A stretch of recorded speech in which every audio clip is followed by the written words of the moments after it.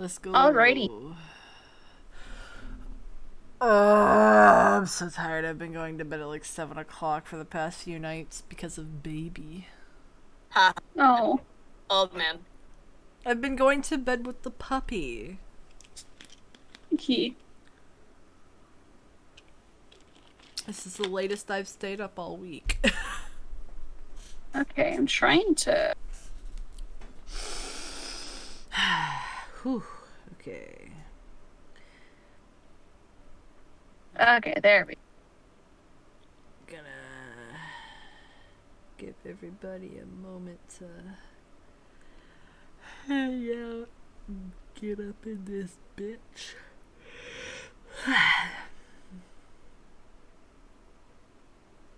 Do do do do. Up. Oh, Song dead. okay. Song back. He lives again. He lives.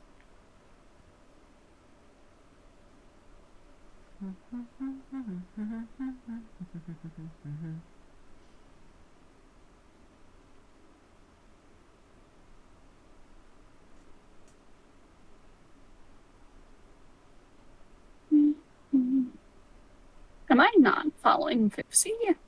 I am not. Need to.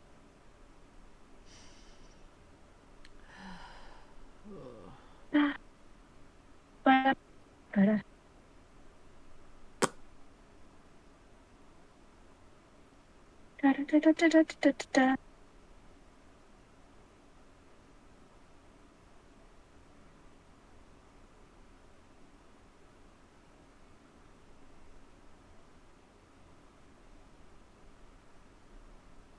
this is very exciting. Very exciting as I sit here and do nothing. Because Yeah. my brain is fighting. You're gonna do great. There's warfare going on inside these I believe in you. empty head. Did it not tweet? Oh, I am following Vixie. Okay. Oy. Oy, oy.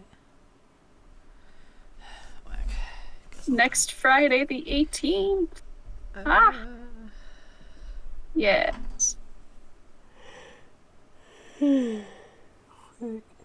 Exciting. Oh, I need to get D&D Beyond up. Yep. That'd be helpful. Everybody get your character sheets up. We're doing things Well, I had it up, today. but the Chrome was like, we're gonna just close out and then reopen. Yeah. Like it does quite often now. Very annoying. The song. What time? How late did you say you were gonna be? An hour and a half? Why does everybody fucking have work? I hate this shit. Capitalism.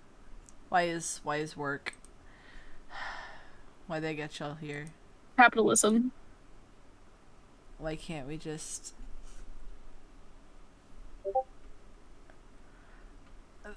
The answer to all of my queries is capitalism, and I hate it because I hate capitalism. Capitalism sucks. Why can't I just be a raccoon? Like, come on. I'm already halfway there. That'd be pretty cool. I'm an insomniac and I eat trash and I'm fat and I have dark circles, so like, whatever. You're fluffy. Mm-hmm. And you have grabby hands. I do have grabby hands.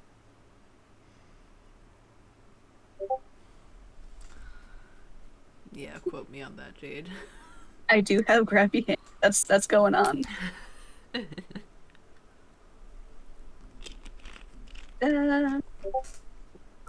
I'm just a I little do raccoon. think that the ideal form, at least for me personally, would just be a plant. Mm-hmm. Plants are good. Moss, flower, doesn't fucking matter. Be a plant. What kind of plant would you be if you could be any kind of plant? This is for all the people. This is for every viewer. I'll quick add it in the chat. If you were any kind of plant. Tree. What kind of tree, Foxy? Very very good. She'd be that one where it's like 40 different together. Yeah. So for the first little bit, we're just going to kind of recap what happened last session until we can, at least Song can get here, because that's like half of the player characters that are here right now in this part, like present in this on the ship. So yeah, but last session our adventurers found themselves in the town of Salmonax, where they quickly checked in to the local inn, Deathhawk Moth Inn, and then decided they were going to go pay a visit to the night market that was allegedly in town, where they wandered about and bought many mystical and intriguing goods from the vendors that were there. And that is Yes, it was a very good time. Yeah. In fact, you could say it was a very good time with Scar. Oh, God. I knew it as soon as I said it. As soon as I said it. That Terrible. makes my day. Today has been terrible, so this is very nice. A good time with Mr. Scar. I got a crystal from him. You got it. It's not just any crystal. It's a magic crystal. It is a very magical crystal. That one Oh, TikTok audio back from my sibling. Labyrinth. Also, I'm David back. Bowie. Welcome back. Yay! Also, I got a big sword. A big ass sword. Yeah, sword. So Tagok got a Flamberger sword, big as fuck. Yes. Got it on discount because she's the only motherfucker who lifted it ever. Ah, She did a cool I'm thing. a and strong really- bitch. She's a strong bitch, and she impressed the shopkeep, so he's like, hey, yo, discount. That was awesome. Colbert bought fish for the party, a little snick snack. A jar of spice jar. seasoning. Yes, a jar of seasoning. Like a pound. Spice jar. That's a giant 1 pound shadow jar will of come in. seasoning. What is a shadow? Huh? What is it, baby? Also, chat, I got a puppy. Eros recently got a puppy. Woo! He's adorable and very cute. What is it, baby He looks boy? like a very wiggly man. He looped. Wiggly man. Wiggly baby. man. Yeah, so basically, he's my little shadow, and he follows me at, quite literally, he bumps his little nose against the back of my legs as I walk. So, It's even Baby. cuter. mm-hmm. He's like, no, don't leave me. No. We didn't know what to name him, and because his name when we adopted him was Darby. And we were like, what are we gonna name the dog? We gotta come up with a good name for him that we can decide on. And Mom and I were thinking Jet, because, Jet Black. Mm-hmm. And of course, my dad objected to that. And he kept Ugh. calling the dog Bub Jennings. We're like, what the fuck is the name Bub Jennings? He then says, That's not even a good name. you want to hear his reasoning for Bub Jennings? Well, there was this... Sure. Spill the tea to chat. There was a drill sergeant when I was in basic, and he called literally all of the trainees Bub Jennings, and he was black. That's my dad's reasoning. What the fuck? And I'm like, Dad, no. Bro. That's weird. And, like, we were, like, trying to call him Jet, or, like, we would say Darby, because he answered to Darby sometimes. And my dad kept saying Bub Jennings, but, like, and Mom's just like, seriously, fucking stop it. If you keep doing that, he's not gonna know his name. Mhm. And then on It's like Wednesday, the boats outnumber you. yeah, on Wednesday morning, I came out of The my council room. says, fuck you. I came out of my room and he had been sleeping in the bed with me because he's a little baby and he was like literally pressed up to me. He's a magnet, but he's very toasty, so it's fine. At Yeah. least for now, since it's like Space cold. heater. Yeah, but Mom said, "Oh, is your little shadow following you?" And then I was like, Oh. "The name is gonna be Shadow, obviously." Yeah. Yeah. So yeah, Shadow, and Shadow, and I'm Eggman. Yes. Again, you do have the round glasses. Yes. Anyway, are we ready to go back to game? Sips Yeah. Pepsi gaily. How do you sip a Pepsi gaily? Oh, you know. Anyways, so continuing with where we left off. You have to hold the can from the top. Yeah. Yeah. Yeah. Yeah. Just What the Yeah. hell? so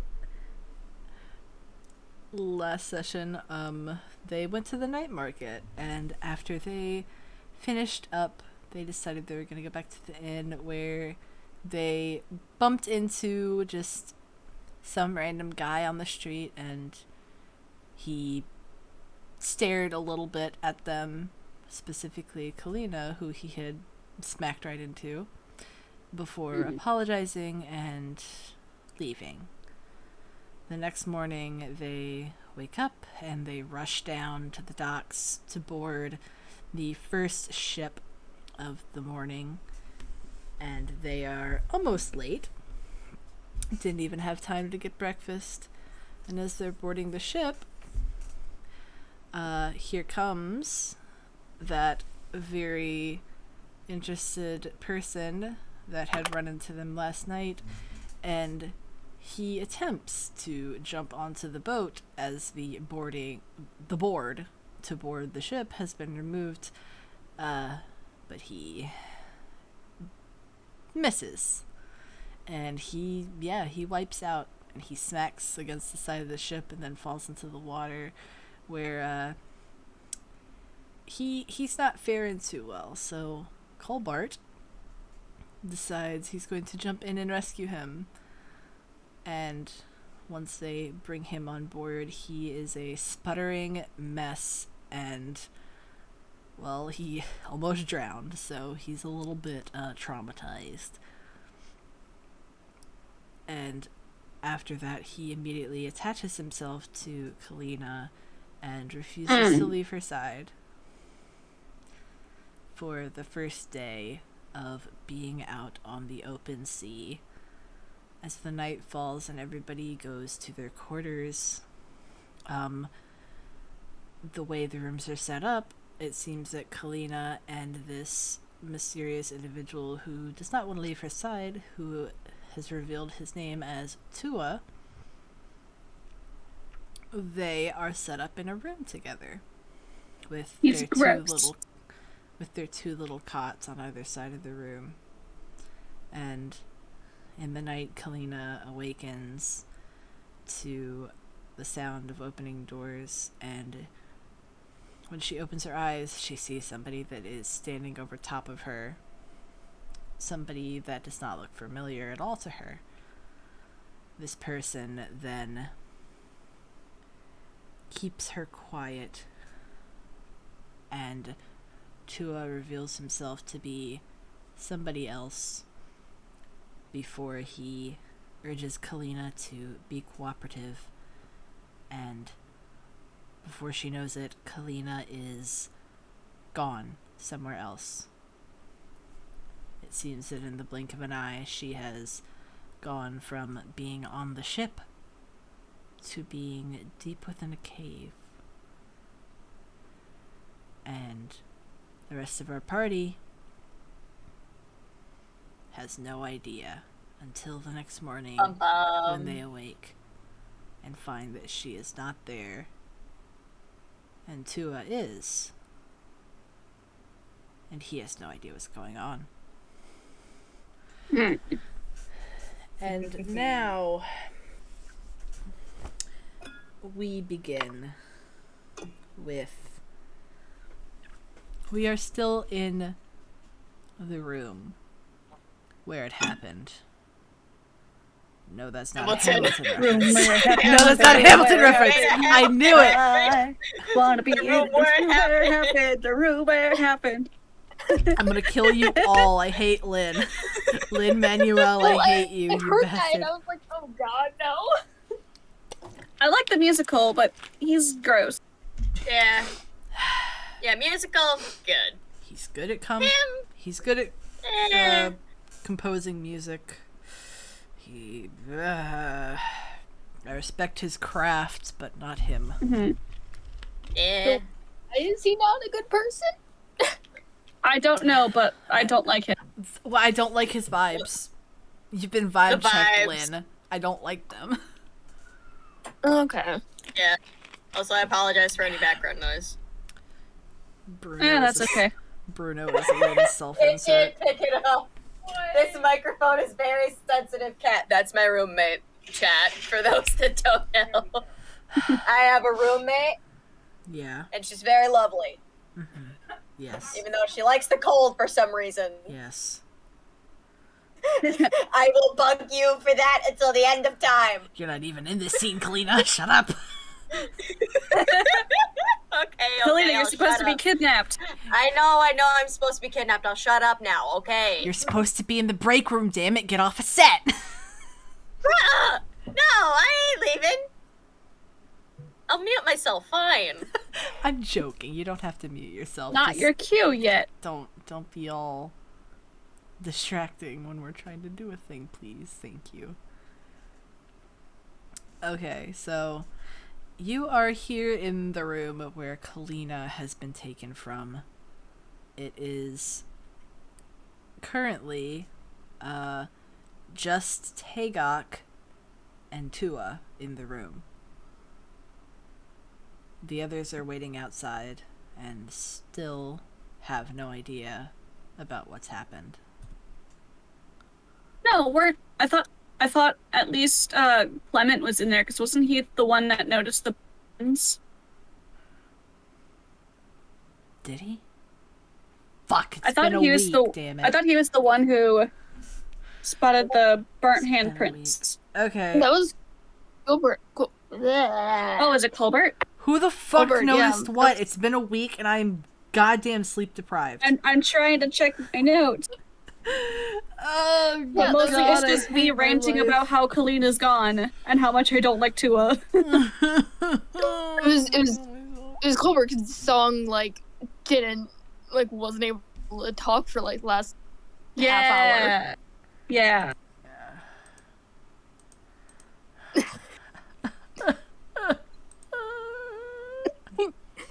You okay there, Iris? No! You good, bud? I'm not okay. I want to fucking die. Oh. I currently feel like that audio where the girl has her cats and she's like, I love my fucking cats. And then the cat walks out of her and she's like, I'm gonna fucking kill myself. That's me. Oh. I mean, do we have to have a session if you're not feeling up? Yes! I've been planning all Okay. week, damn it. I'm gonna Okay. fucking suffer through it like a man. Cries. Let's go, toxic Honey, don't masculinity.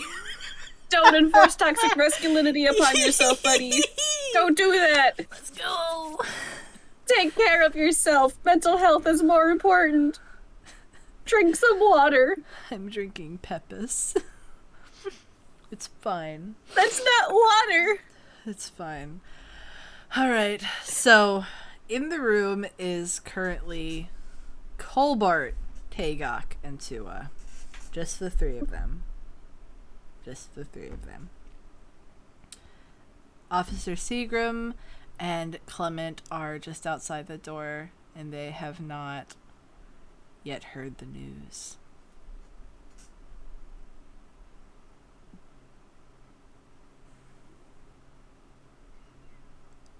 Okay.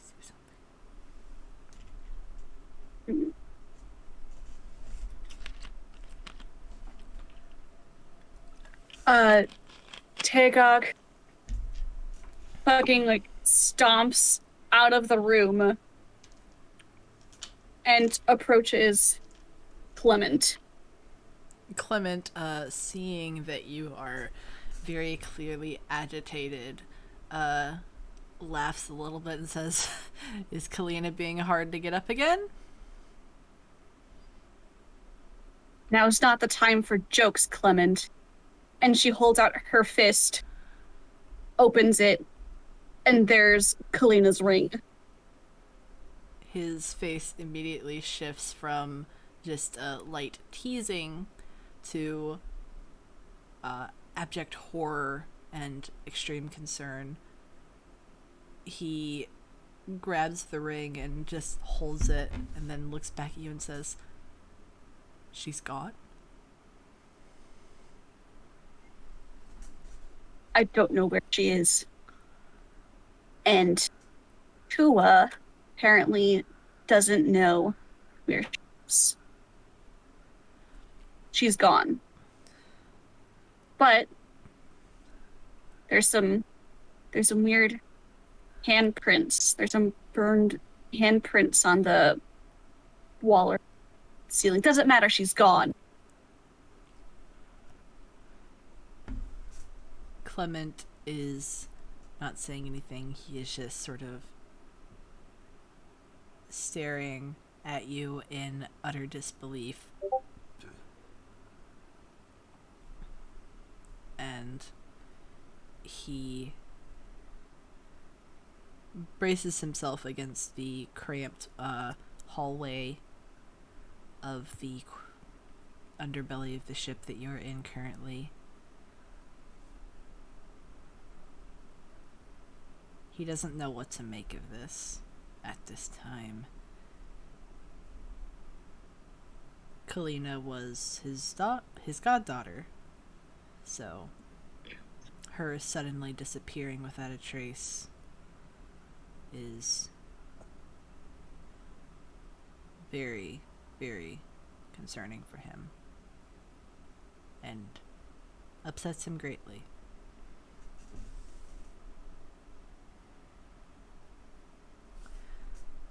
Tua briefly pokes his head out of the room and says, "Listen, I know I'm probably not going to be much help, but I want to help you find her."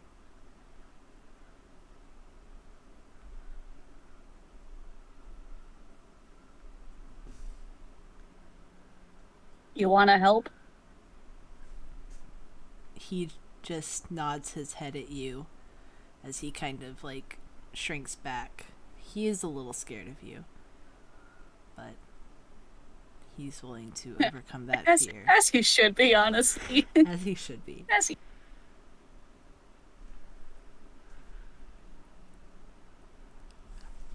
Are you...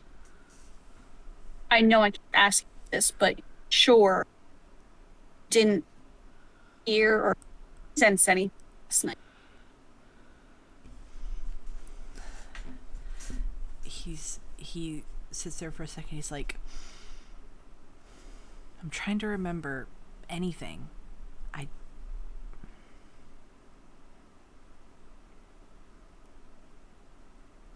After about an hour of just being in the room, I kind of drowned out any of the ambient noises like the creaking of this ship or soft footsteps from the other passengers. There wasn't really anything that stood out to me."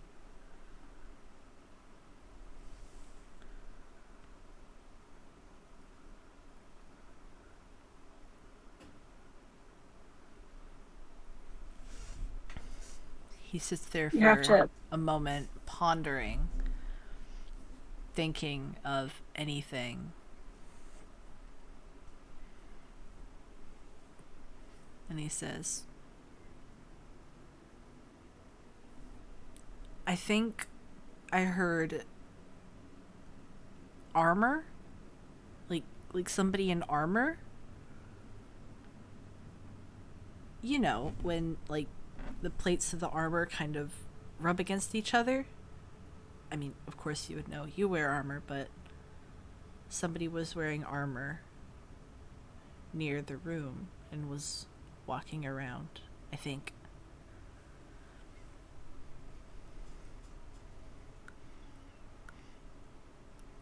Okay.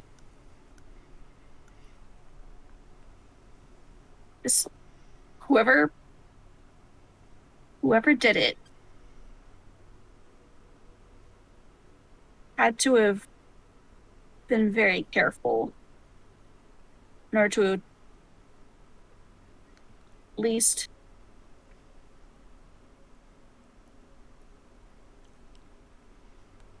at least not have Kalina find some way other than her ring to let us know.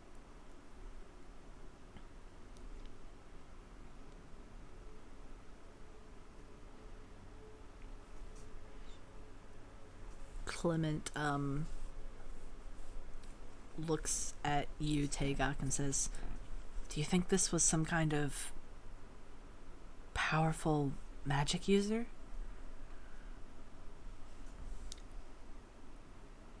I don't know.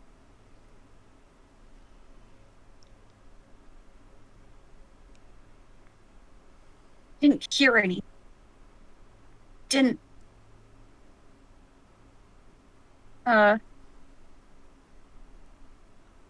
Higok's like practically shaking and like kind of punches a wall. I didn't do anything.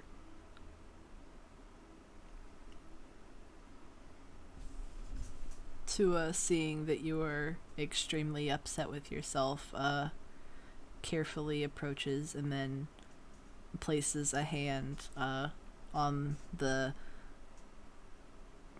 metal of your pauldron and says, "Hey, it's not your fault."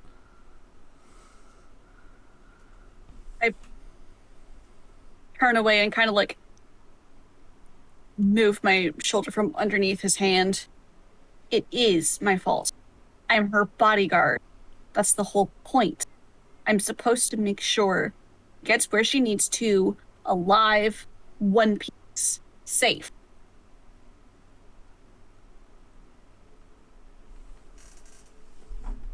Didn't do anything.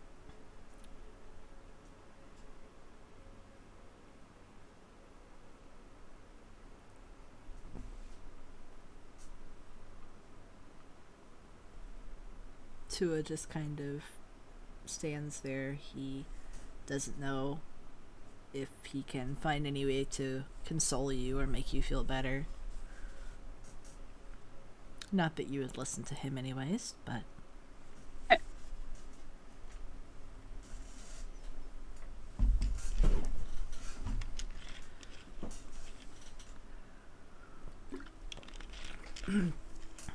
Officer Seagram then steps forward, speaking up, and says,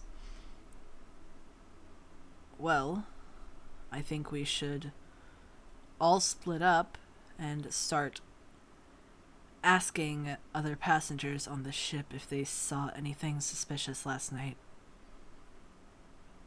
If we can find at least one person that saw anything, that would be a good lead." Yeah, it's a good place to start.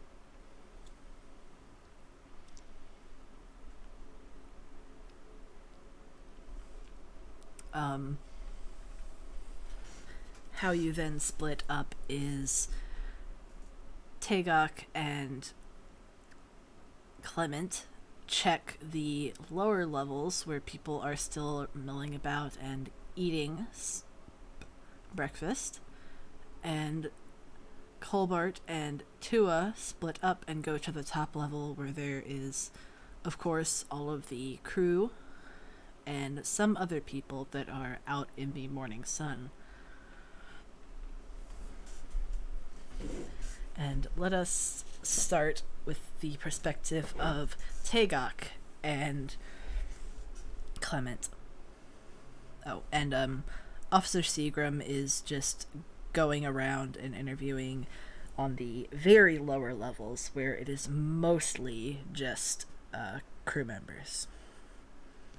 So we start off with Tagok and Clement. As you enter the dining area, you see quite a few people. You see the young individual who boarded the boat with you, the one who has the wolf. And you see just various other people milling about, eating their food. And you see quite a few crew members there as well.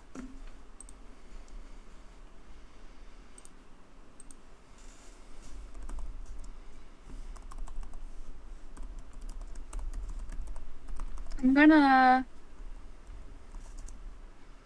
go and talk to crew members.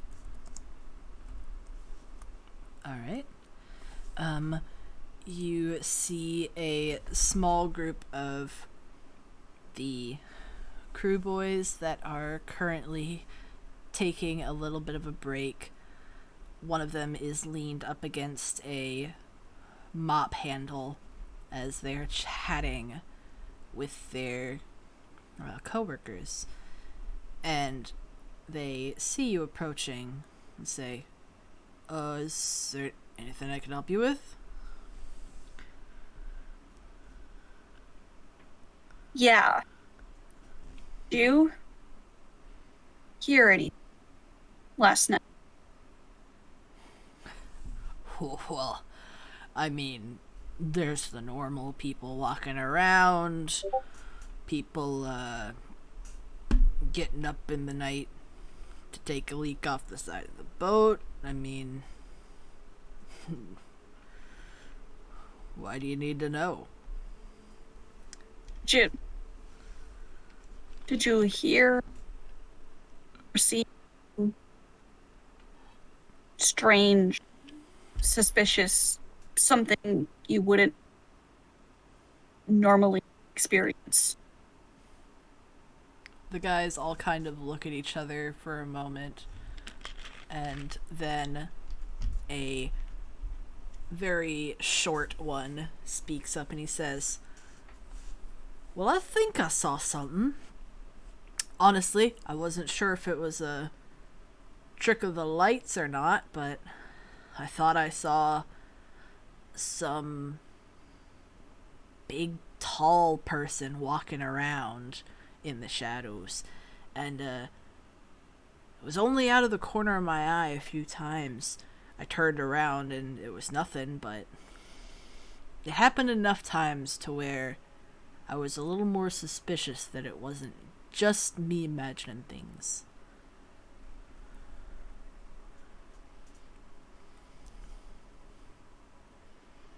Something to go off.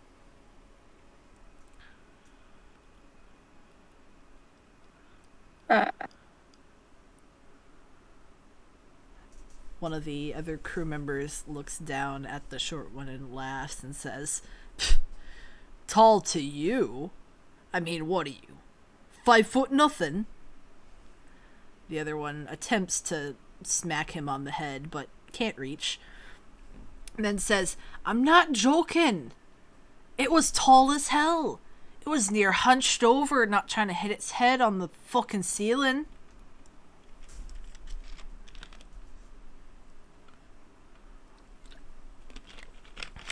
It's quite. The crew members continue bickering after that, now paying you no mind as they make jabs at one another.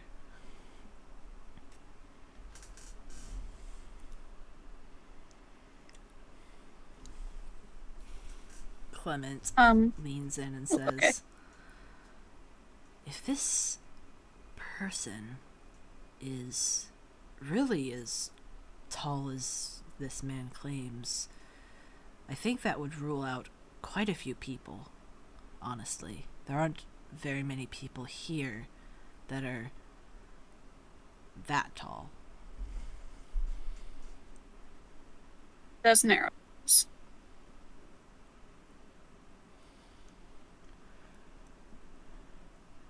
Is there anybody else you think we could question? Clement says. Probably the nurse. If I didn't do anything, someone else might. You cut off a little bit there in it, so. Oh, can you just sorry. repeat it? It's all right.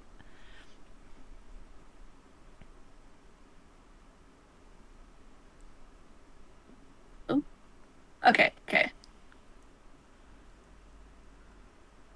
We should talk to some of the other passengers.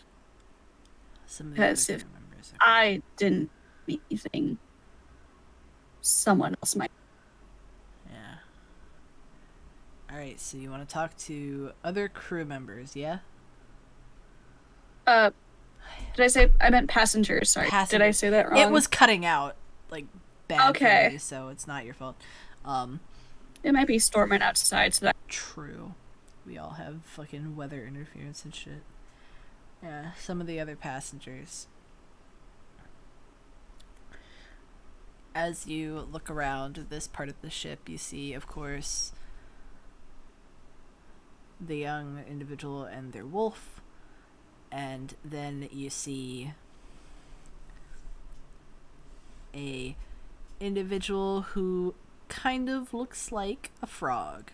They are an Anyusin, and they are a fairly light green color, and they're very frog-like in their appearance as they sit down with a small group of other Anyusin, about 4, all different aquatic beings, and they start eating their breakfast and talking. You see another small group of people that are over there, and they seem to be a little bit older in appearance, and they are idly mumbling back and forth to each other over their tea.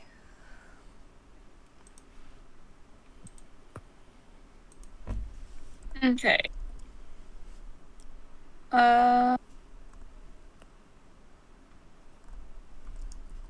I'm gonna with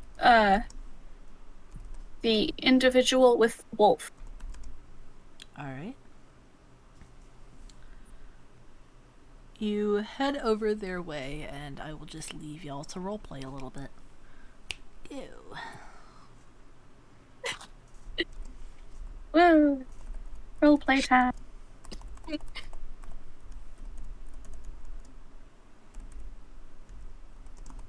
Hello there. Hey. Did you see weird last night? I didn't hear anything, but Asmi here.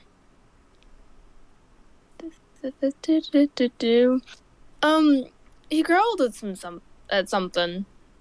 Woke me up. I heard a little bit of clinking, but that's about it. Assumed it was someone going out to take a leak or something.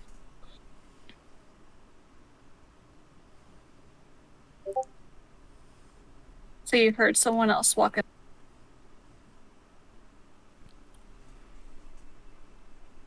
Can you repeat that? You're slightly Sorry. cutting out for me. Okay. Bad I'm connection. trying to talk like a little lower for the character, but I don't know if Mike's picking it up. Yeah, your Or- mic might not be having a fun time with that. Who knows? Yeah, because it's just my headphones. Yeah. But you at least heard something last night. Yeah, I heard someone moving around, but that's normal, ain't it?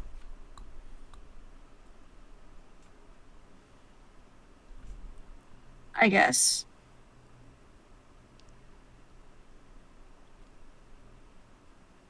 What's your name? My name's Fen. What's yours? Hagok.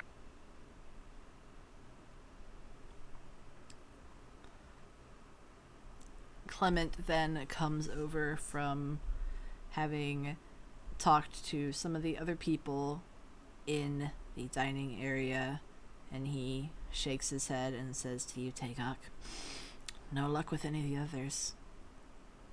Find anything? Well, Finn here says that the wolf heard at least something moving around. Oh, that's good. That's something we can go off of. You said your name was Fen.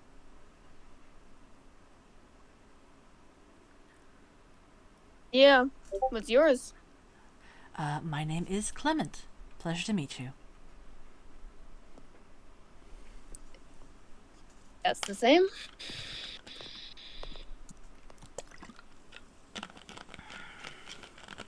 Clement then says, well, Tagok, I think we've talked to everybody we can down here on this level. Do you want to try to meet up with the others and see if they found anything? Sure. All right. Let's go then. Fen, if you'd like, you're free to come with us. Sure. I have nothing else to do. And, Song, how available are you, my guy? Even to just do, like, text things.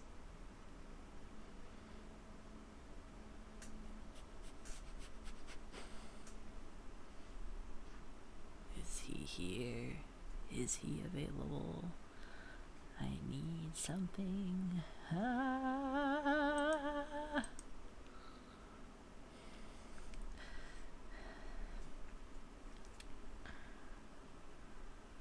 I don't know if he's available. I'm trying to stretch this out as long as I can without making it, like, horribly stretched out. Yeah. Maybe Tagok can just go and, like, angrily huff around Yeah. for a Or, little bit. Tagok, you could meet up with Seagram down on the lower levels. Yeah, that works. Alright. Tell the party the split. Let's go meet up with Seagram.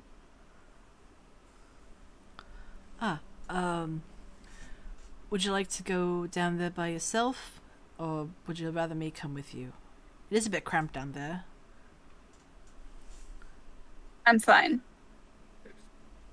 Alright, we'll meet you up top when the two of you all done. Clement then gives a nod to you and goes up to the top levels to see what Colbart and Tua have found out. And Tagok, you go down into the dark underbelly of this ship where there are only a few crew members here now. And as you come down the little ladder, you see Officer Seagram at the other end talking with a small group of crew members who don't really seem to be interested in him. They're kind of ignoring him, more or less.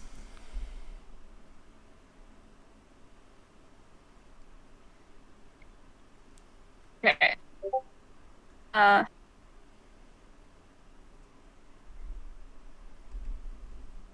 Seagram, did you find anything? He turns to you and then says, unfortunately, not much. I guess I'm not very interesting to talk to, he says, scratching the back of his neck a little awkwardly. The crew members roll their eyes and then disperse, going back to their work, which is not much, honestly. They are just pretending to work down here on the bottom so that they don't get yelled at by the ship captain or his first mate.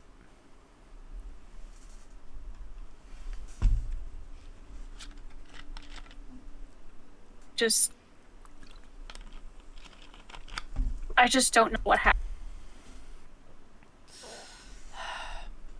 I was right next door. I think it's rather suspicious that you weren't able to hear anything. I mean, God, the walls were so thin, I could practically hear the person on the other side breathing.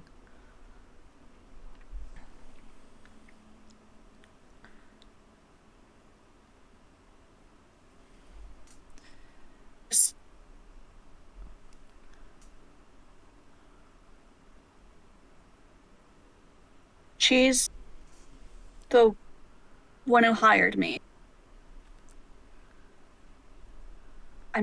I'm supposed to make sure she's fine.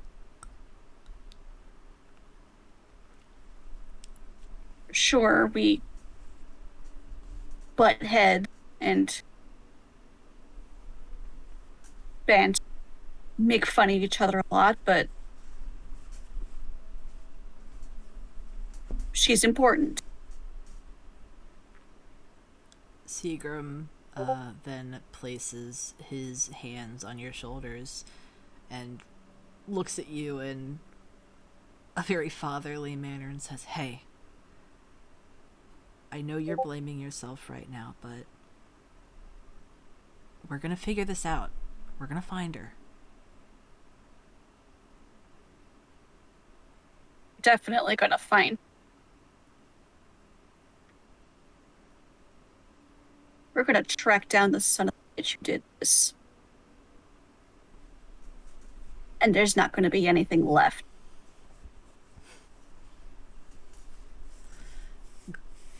Seagram smirks a little bit at this and says, "There's that fiery personality."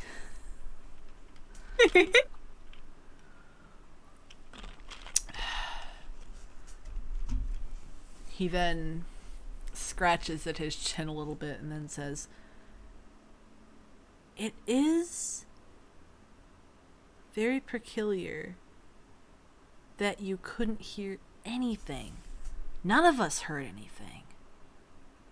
But other people did. It was just us. Why is that?" You can see a look in his eyes. He is very much trying to think of any small reason as to why this group specifically did not hear anything. Was it just that the kidnapper was being particularly careful around that area, or was it something else? He's trying to think.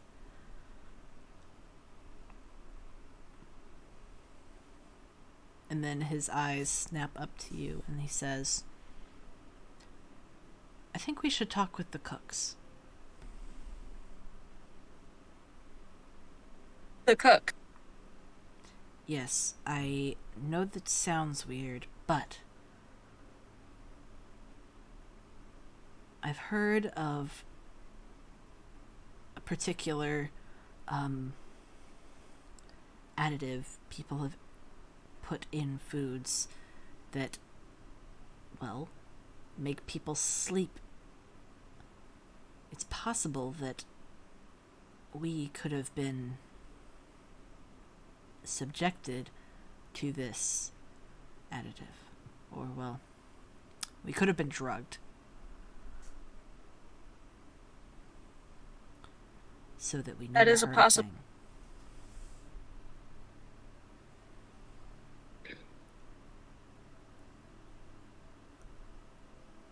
agree. Let's go talk to them. All right.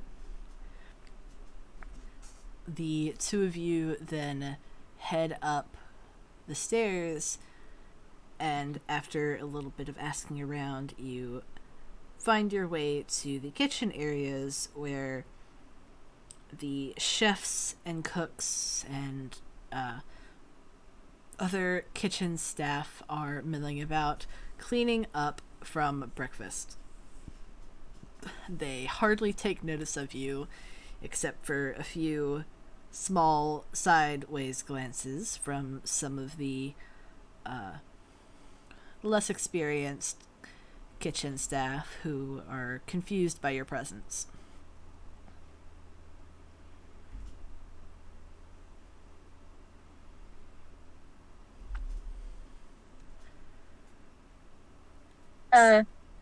I'll go up to one of the staff members.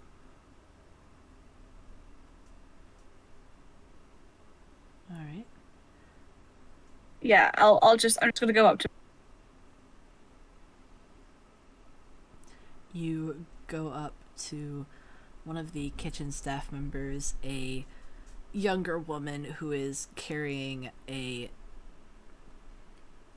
rather hefty stack of plates, and she says, I don't think you're supposed to be back here.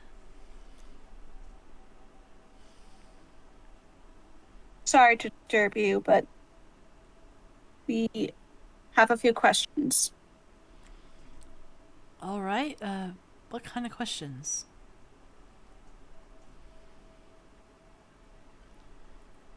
Is there a way that something can get into the operation without the staff knowing? Well, I mean, I guess they'd have to be pretty sneaky about it. Have people started getting sick? No. Fine. Just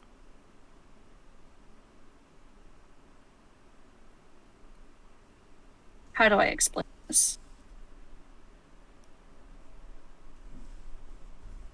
She then shifts a little bit and says, if this is a really important matter, I think you need to talk to the head chef, she says, gesturing over to a rather large, portly man with a long, twirled silver mustache, and he is obviously wearing a chef's hat atop his head as he is helping clean up and boss around the kitchen a little bit.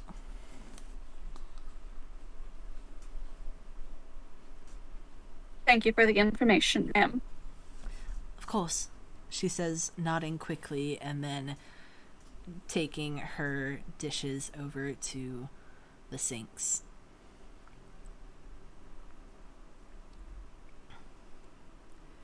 The head chef at the moment is yelling at one of the younger staff members, telling him that this is a hazard and you could have seriously gotten somebody injured if you hadn't watched out. You can't exactly tell what they're fighting about, but it seems that the younger one has made quite a dangerous error. Gonna quick ask Seagram. Do you happen to know the name, the additive which could have been in our food? I've heard quite a few different names for this thing tossed around. They all seem to have similar naming conventions. one that I heard colloquially was Night Vale, and all of it is derived from a plant. It's a plant based. They usually dry it and grind it into some fine powder, but that it has so many names that who knows what different people might know it as. But I think Night Vale is the more commonly accepted one.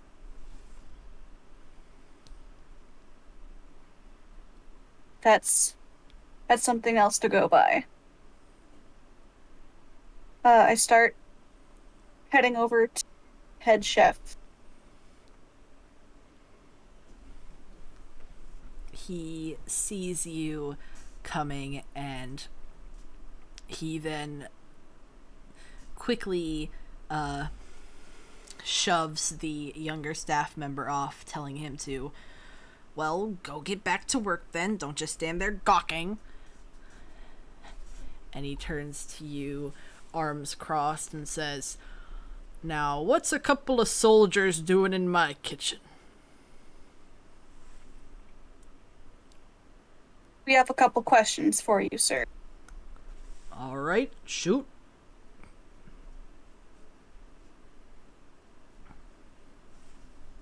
My friend here and I were wondering if something had gotten into our last night. Possibly some Night Vale. Night Vale? We don't have any of that here. If anybody had brought it, it would have had to been from outside. And we usually keep a pretty good wrap on everything here in the kitchen, so if anything had been put in your food, it would have have to been outside of this kitchen, out in the dining room. And unfortunately, there's nothing I can do too much about that. Now, why do you think that you've possibly been drugged by Night Vale?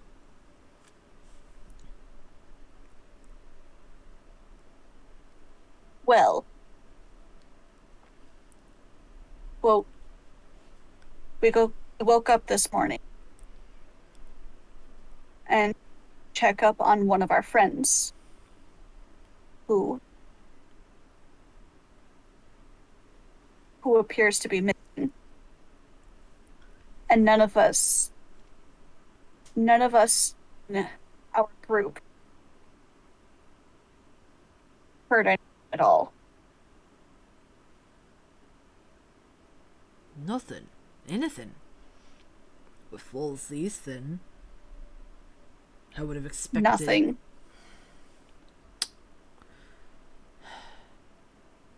It's a damn shame. Do you think that they've even left the ship?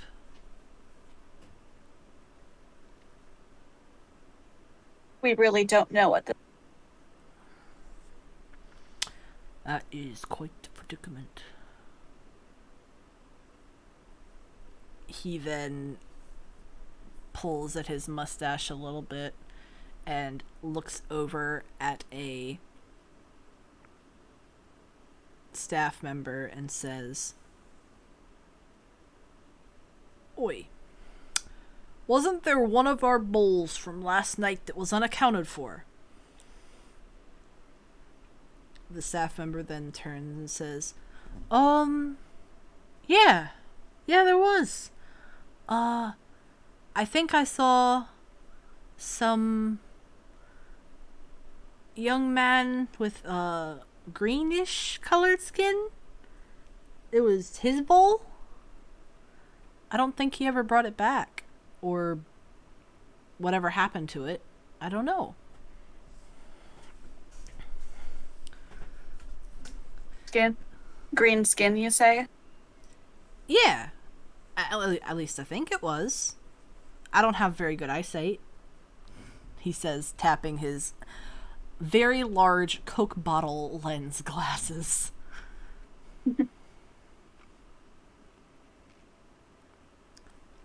The chef then Well, turns that's something to go. The chef then turns to you and says, if you know this person, or maybe we're a little close to them, there's a possibility that if they were drugged too, and you find their bowl, we can probably test it for you. Just to see. Seagram Thank you, sir. looks down at you and says, do you think that Tua was drugged? Well, it seems like he didn't hear it. It's a possibility. Well, let's go find that bowl. And with that, Tagok and Seagram, you need to go find a bowl. Do you want to search for it alone, or do you want to find Clement and Fen again to see if they can help you? The Yeah, quest for the bowl. Let's go find Clement Ben. Yeah. All right. As you New quest unlocked. New quest unlocked.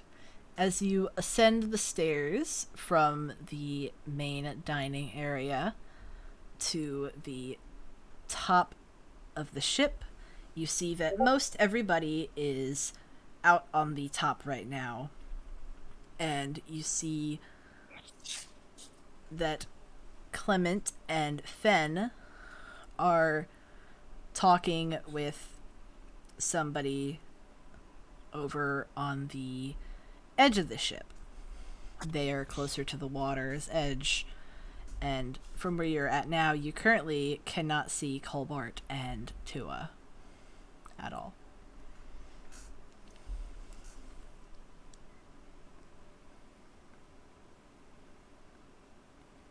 We head over to Clement and Fen.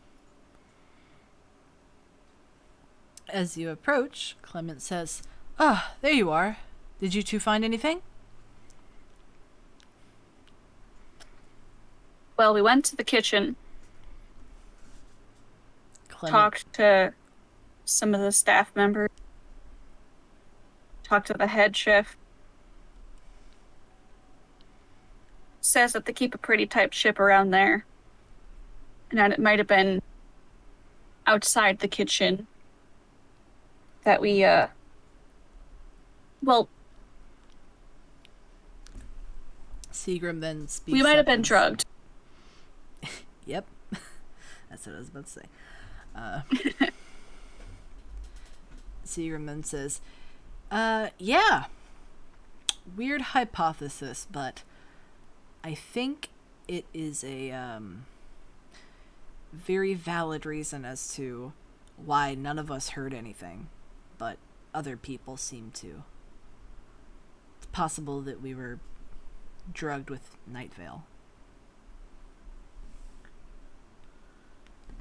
Clement kind of makes this weird face and says, drugged? With Night Veil? You're serious? Just think it's weird how other people on the ship to have heard at least something while we didn't. Yes, I know that's weird, but you know that Night Veil is extremely rare and extremely expensive, right? Most Yeah. nobles wouldn't even waste their money on it.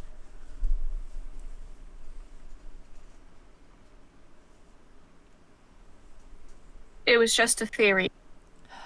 Until we went and talked to the head chef in the kitchens. Well, what did he say? Apparently, last night one of the bowls is missing. That, according to a somewhat okay eyewitness, the bowl was taken by a green-skinned person. Clement kind of cocks his eyebrow at this and says, "And you think that person is Tua?" I don't know what to think at this point. But I don't think we should rule it out.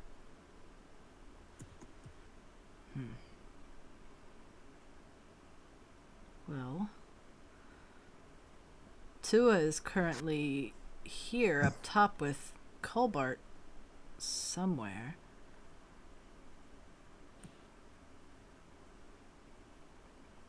I haven't seen them since we've come up here, but I can't seem to spot them either.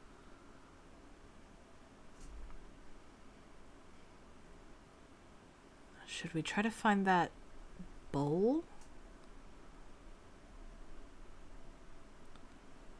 Or should we try to find them?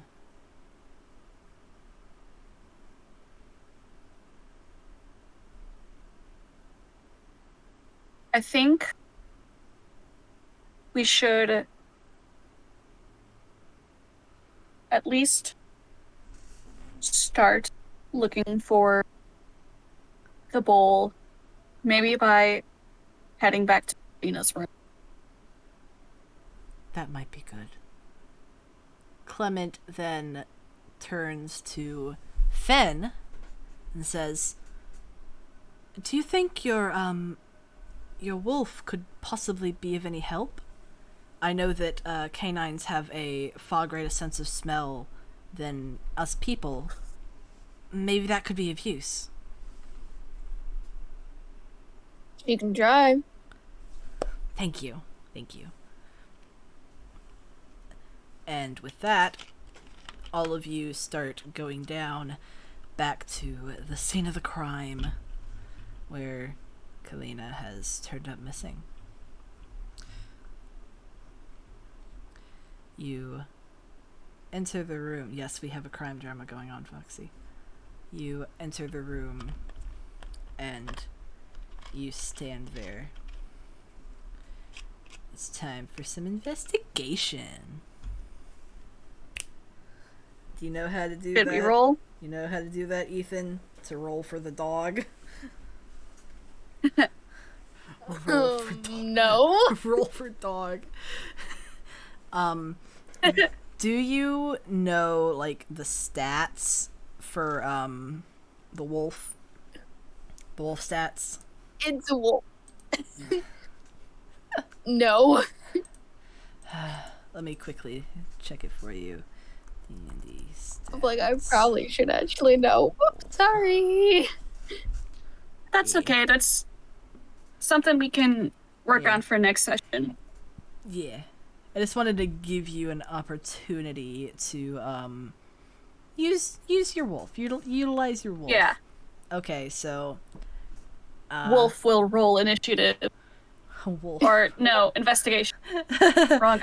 Yeah, advantage on smelling perception checks. That's what I was checking to see, the perception bonus. Have your wolf, whose name I can't remember how to pronounce right now. Asimi? Asimi? Asmi? Or Asmi is how I've been pronouncing it in our brain. Okay. Asmi, gotcha. Alright. Have Asumi roll for perception, and then the bonus is +3. Okay. Hey, we both have a plus. Yeah, and I'm gonna. So is it pretty much?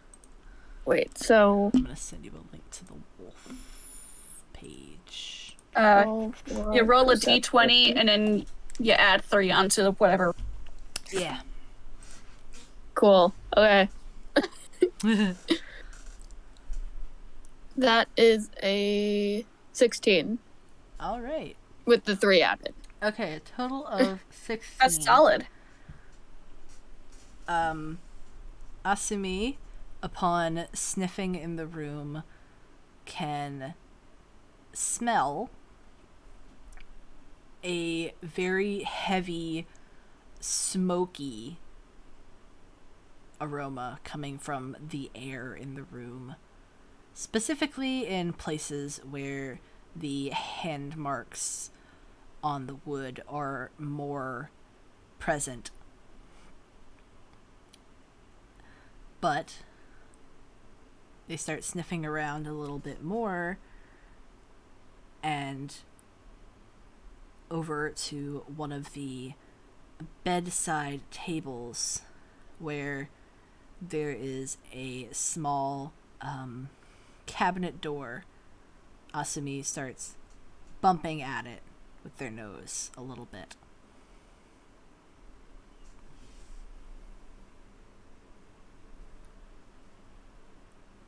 Looks like something. Good puppy. Puppy did a Good sniff. puppy. Puppy did a good sniff. Puppy is very good. Would you like to go over and investigate the bedside table? Yeah, do I have to roll investigation? Honestly, I would just say open the cabinet door first before you roll for investigation. Okay. I walk over, kind of crouch down a bit, and open up the door. The bedside. In this bedside table's cabinet, you see a few personal belongings of Tua, including a small set of golden beads and a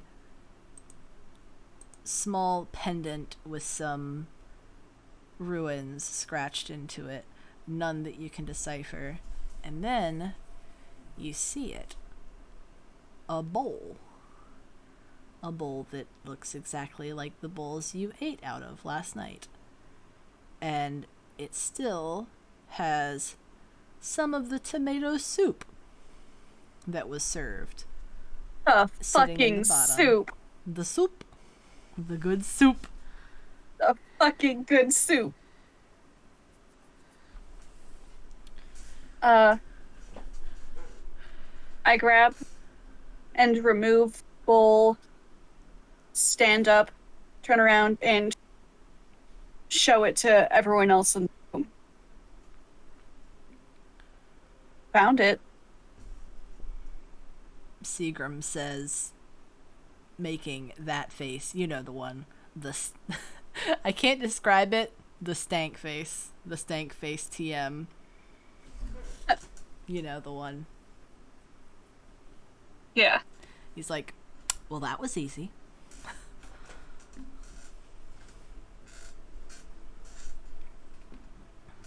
And then Clement kind of peeks around through the door and says, did you find anything else? Any other clues other than the bowl, of course?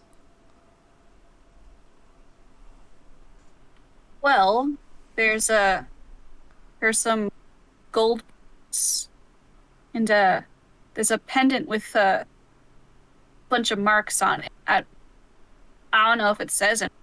I can't. Clement kind of makes a little face and says, gold beads.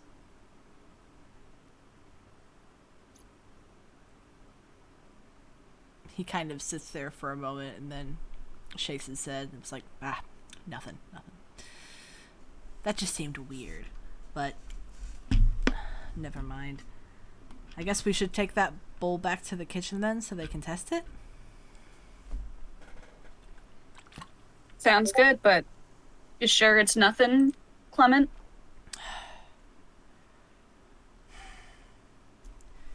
It feels like it should be nothing, but... God, the only reason I would know for sure if it was nothing is if I could talk to Kalina.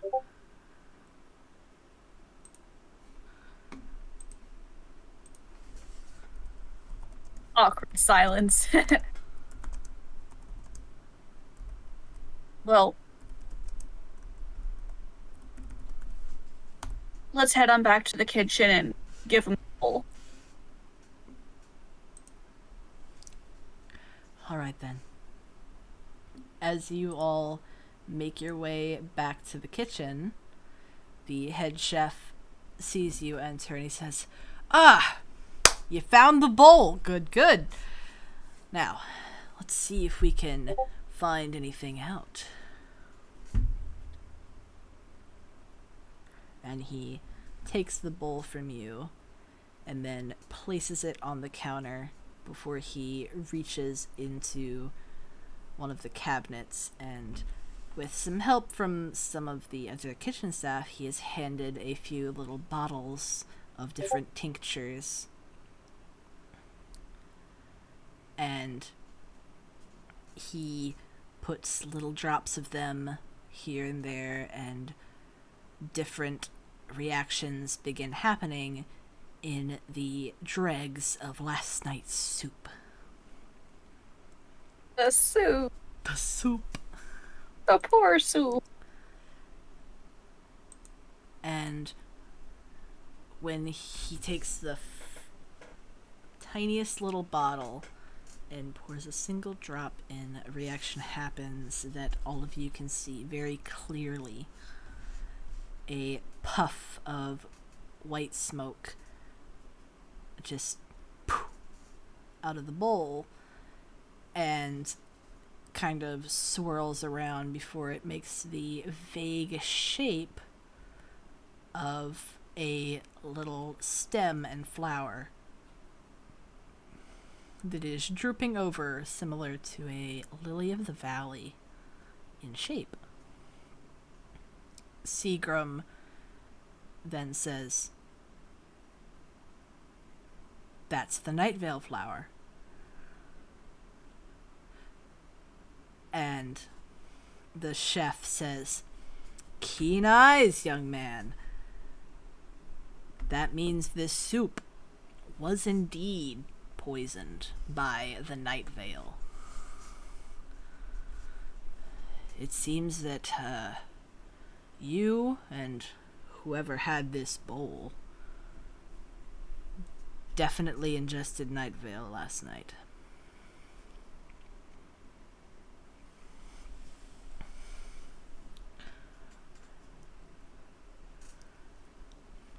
We were drugged. Clement Dun dun rubs, dun. Dun dun dun. Clement rubs his eyes and says, "God, I can't fucking believe this."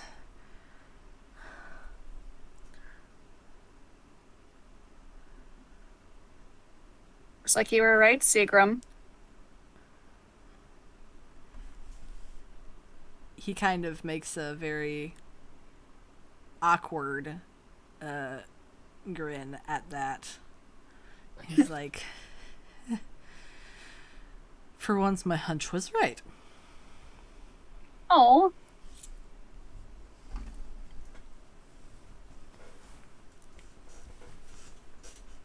Well, it was good you had it. Yeah.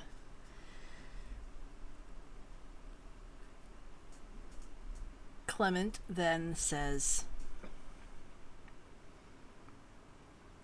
"I'm gonna go back and check the room again. Don't know why, but I have this weird feeling." He then, without waiting for any of you to say anything, turns off and speed walks very gaily. Gay fast walking Click, to clack, the room. click, clack, clack. Do any of you follow him? Yeah, I'm definitely gonna follow. I wanna see if he looks at the pendant He's speed. that has all the runes that I can't read on it.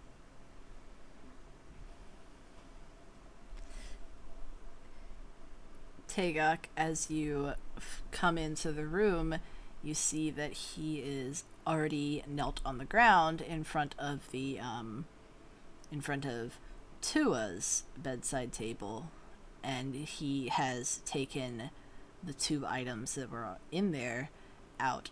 He has placed the pendant on the bed and is inspecting the golden beads in his hand very closely, turning them over with his thumb.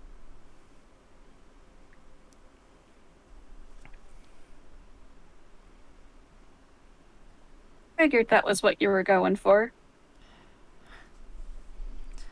There's just something so weirdly familiar about them, and I don't know why.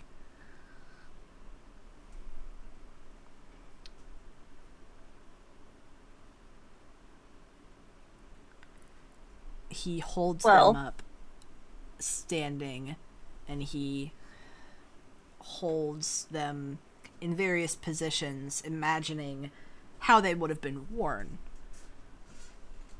First he tries them around his neck, then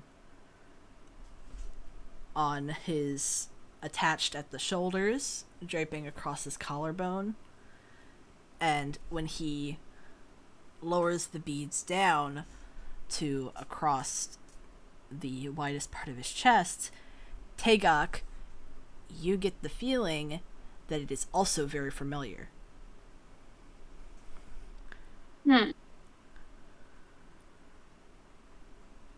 Um,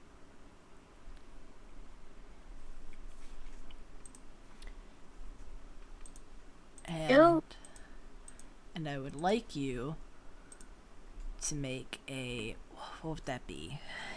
A Jury check? Yeah. A history. Make a history check. Awesome.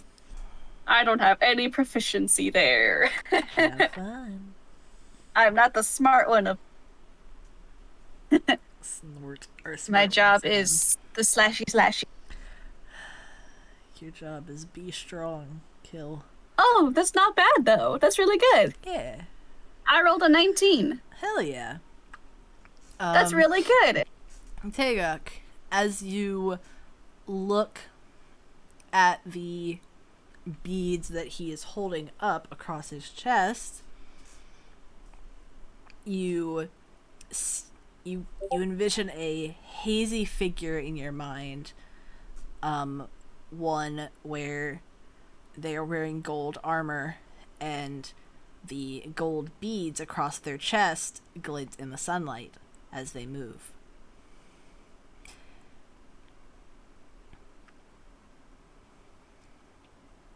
Yeah, I remember someone. They were wearing beads like that. Gold armor. Don't. Who was it?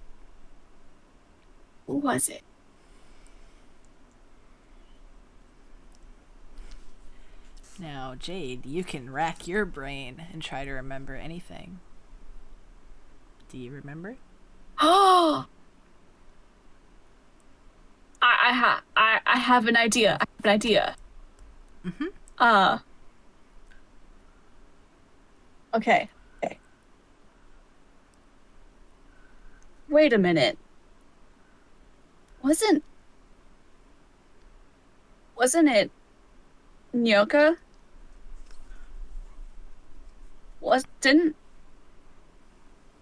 Didn't Kid have he had gold armor, right? Didn't he have the beads too? Clement, his eyes ponder for a moment and they widen, and he's like, yes, he did. He did have gold armor and beads. And I think I saw Kalina pick them up after he left. They fell. He did.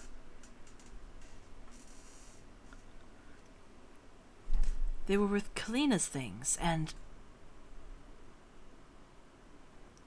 Clement then turns and starts looking through Kalina's belongings that she had brought with her. Yeah, because all of her stuff should still be there.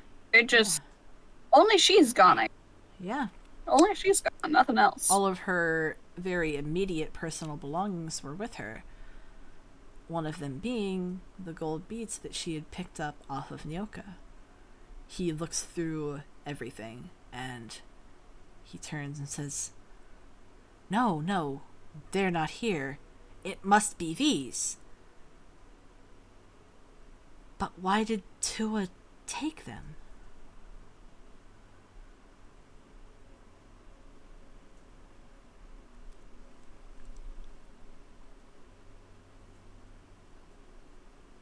Okay, let's just think. Try and recap.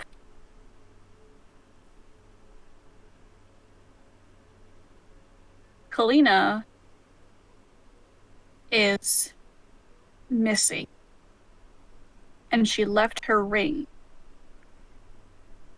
She never takes it off. So she would never take it off, so it was very important.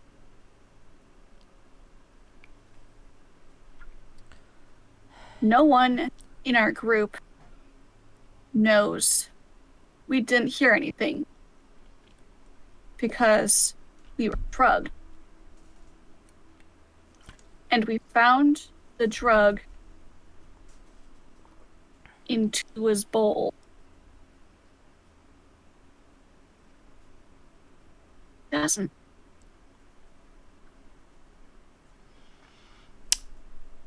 But if he drugged us, then why was it also in his empty bowl? Wouldn't that mean he had also drugged himself?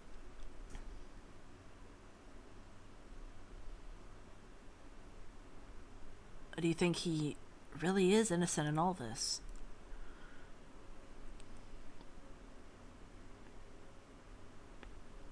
I'll be honest, I didn't like him from the beginning. I could tell. You made it pretty obvious. You know, feelings aren't my thing, fancy pants. He rolls his eyes and then stands up and starts pacing a little bit. And he says, There's handprints on the walls. The handle is warped and melted from the heat. Kalina left her ring, obviously as a sign. People heard metal clinking in the night like armor. And one of the crew members says they saw a very tall person to where they had to hunch over.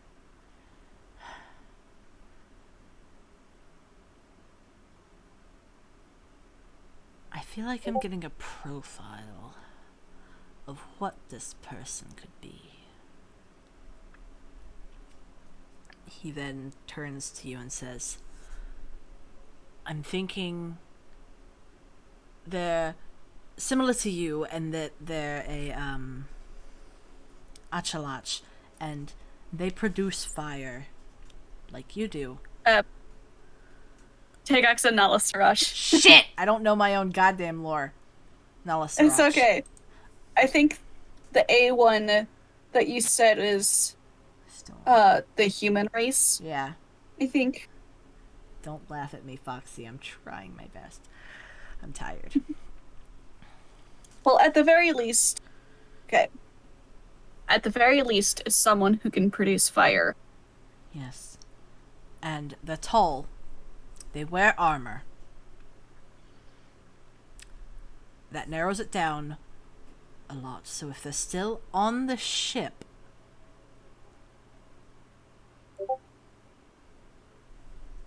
it'd be pretty easy to find them, I'd imagine.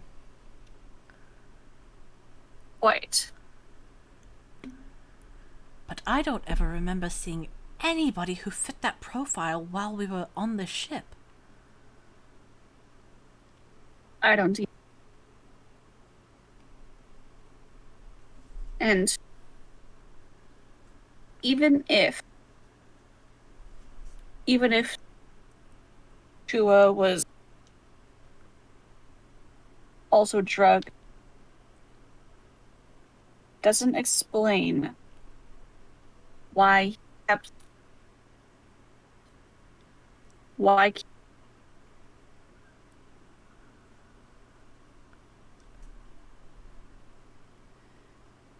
Your connection. It cut. Oh no. But I think Okay, I okay. understood. It doesn't explain why he kept the bowl. Yeah, why did he keep the bowl? That is strange. If we can find him and ask him about it, we might get some answers, but... God, we haven't seen them. Him and Colbart. Ever since they went topside, I haven't seen them.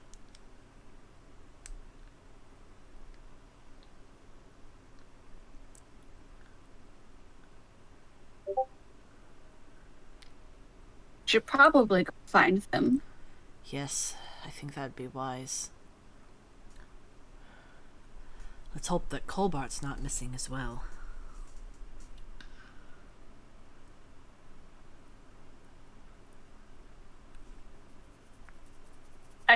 I certainly hope not. Certainly hope so. Though I think Song should be getting he is off of able work to. in 4 minutes. Okay. Literally 4 minutes.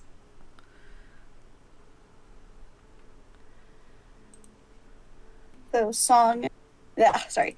So Colbart is Somewhere a on bit the more ship. capable.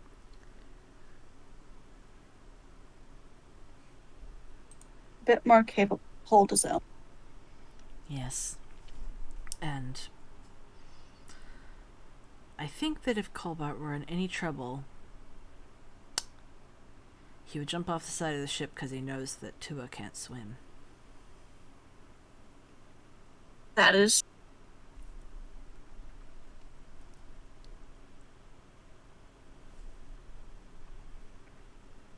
And with that, the two of you go back to Seagram and Fen. Clement leaves behind the items that belonged, the one item that belonged to Tua, and the stolen item, as to not raise suspicion.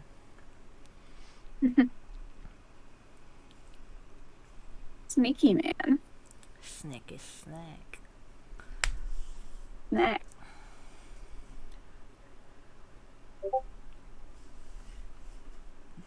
As you come back to where Seagram and Fen are, Seagram says, guys, we have some more news. The head chef just came out and told us that he went and double-checked some of the other bowls just to see if there were any trace amounts of Night Veil on any of them, because even after they've been washed thoroughly, there still could have been the tiniest little bit of residue. He says that on just a few there were, and, well, he was a little vague, but I asked him exactly how many, and, well, not surprising, but it matches exactly how many of us were unable to hear anything last night. It matches up perfectly.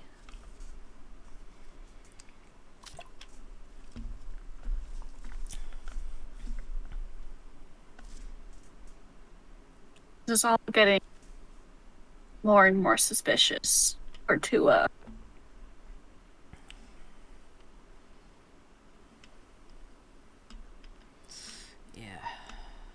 I hope that kid doesn't have anything to do with this, but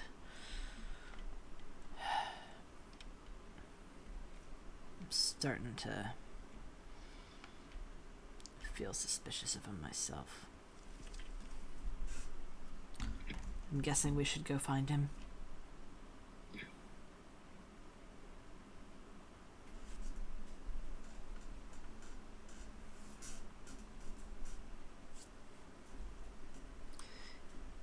Nobody's saying anything. Screaming, crying. E. And Song's not back. God damn it, why they make him work? Because capitalism. Because capitalism. Song! Clock out already.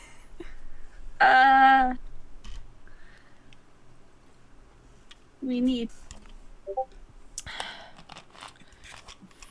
First it was Mud who had to work late. Now it's Song too. Whack ass. Capitalism. Bullshit. It's gross. I really need motherfuckers here. Sob. I'm trying. You're doing your best. I'm doing my best. Foxy can't do anything. She's kidnapped. Because she's not here. Well, she's here, but not here. Her character is not physically here. Her character is not physically nearby. Yeah. I am just here in silence, now eating a giant tub of chocolate peanut butter ice cream. Good You know, for as you Nessie. should. Good Yeah, for I got a Nessie. whole ass tub. Yeah.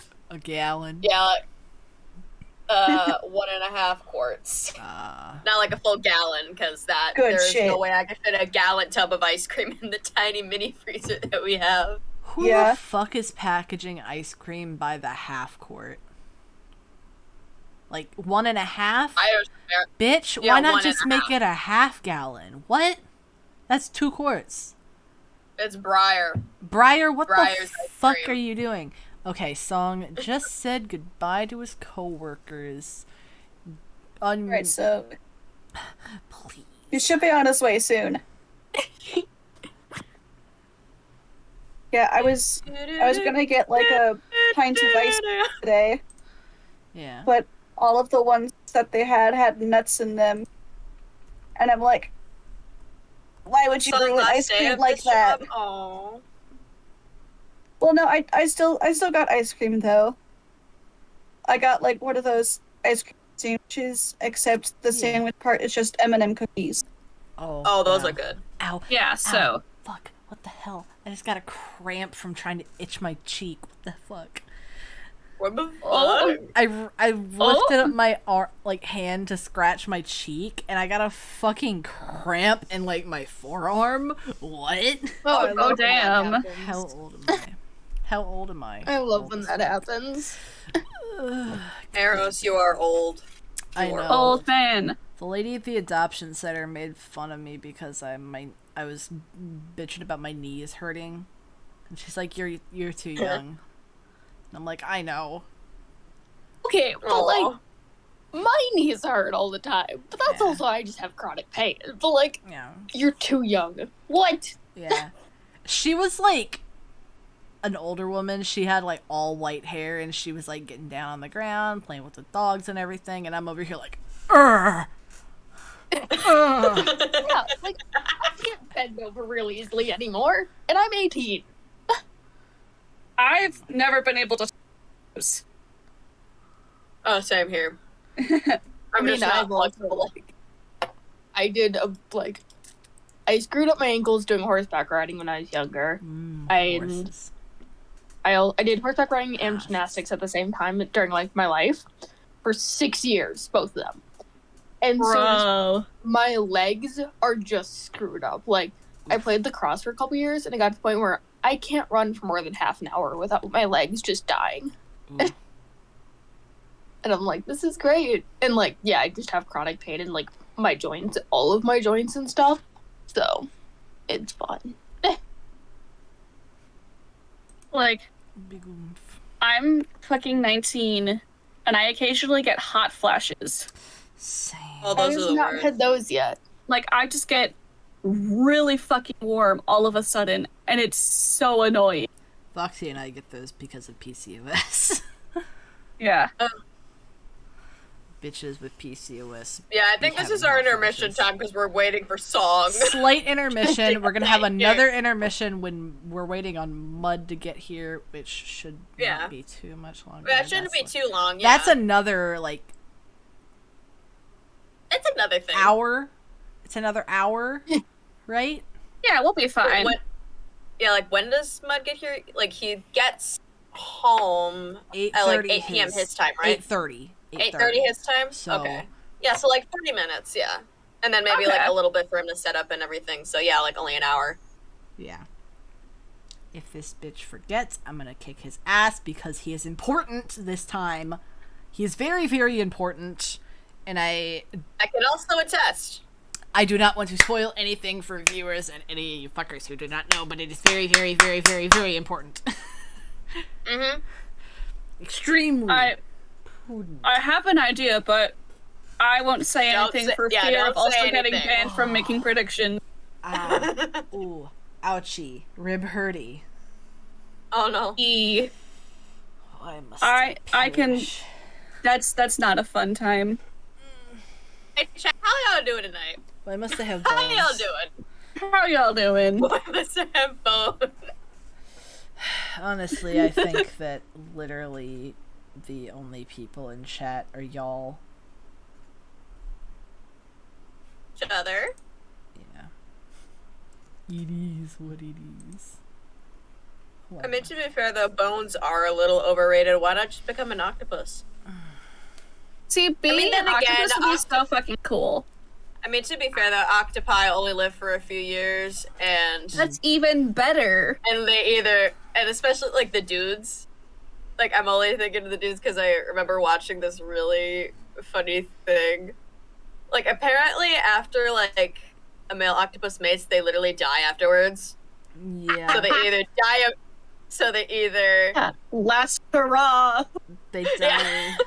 And then the females literally die like right after the babies are born because they starve themselves to protect the babies.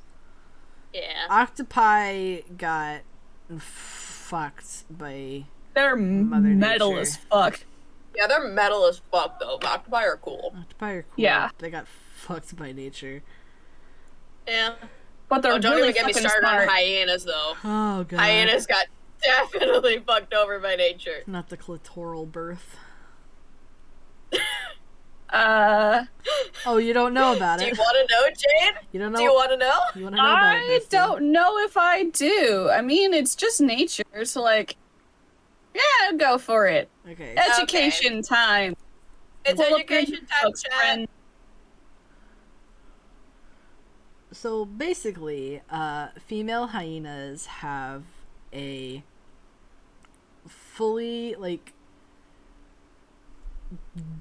giant ass clitoris that's like the size of a dick, and they give birth through that. What? Yeah, Uh-huh. they give What? birth. Like imagine giving birth through a dick or like a penis. That's what it's like for female hyenas. Oh, that's gotta be so. This gotta be more painful What than normal. the fuck are you guys talking about? We're fuck?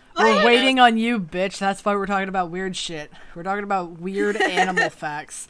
Hyena. So what happens when Bro, Star it's is gonna alive on take me a time? couple minutes. I have to take the fucking bus. Okay. Yeah, we know that, so we're just keeping chat We're entertained. improvising. We're improvising. It's a slight Education intermission. I time. don't have jack Yeah. shit. Okay. I think I can do like maybe a little bit of they're searching for Colbert and Tua before we actually get to the fuckers. So Alright. So we're just gonna gloss over the whole- notebooks. Huh? What'd you say? I didn't hear you, Colbert. Colbert is gonna steal one of Kalina's 17 notebooks. Why, bruh? Smurfin wanted to ask if she can had one, but they still run and disappear.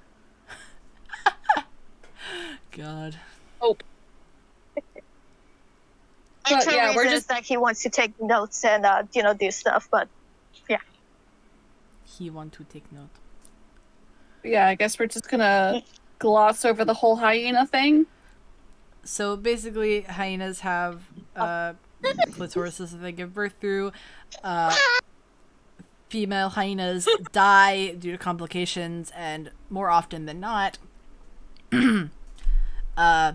the pups will suffocate before they are able to be birthed.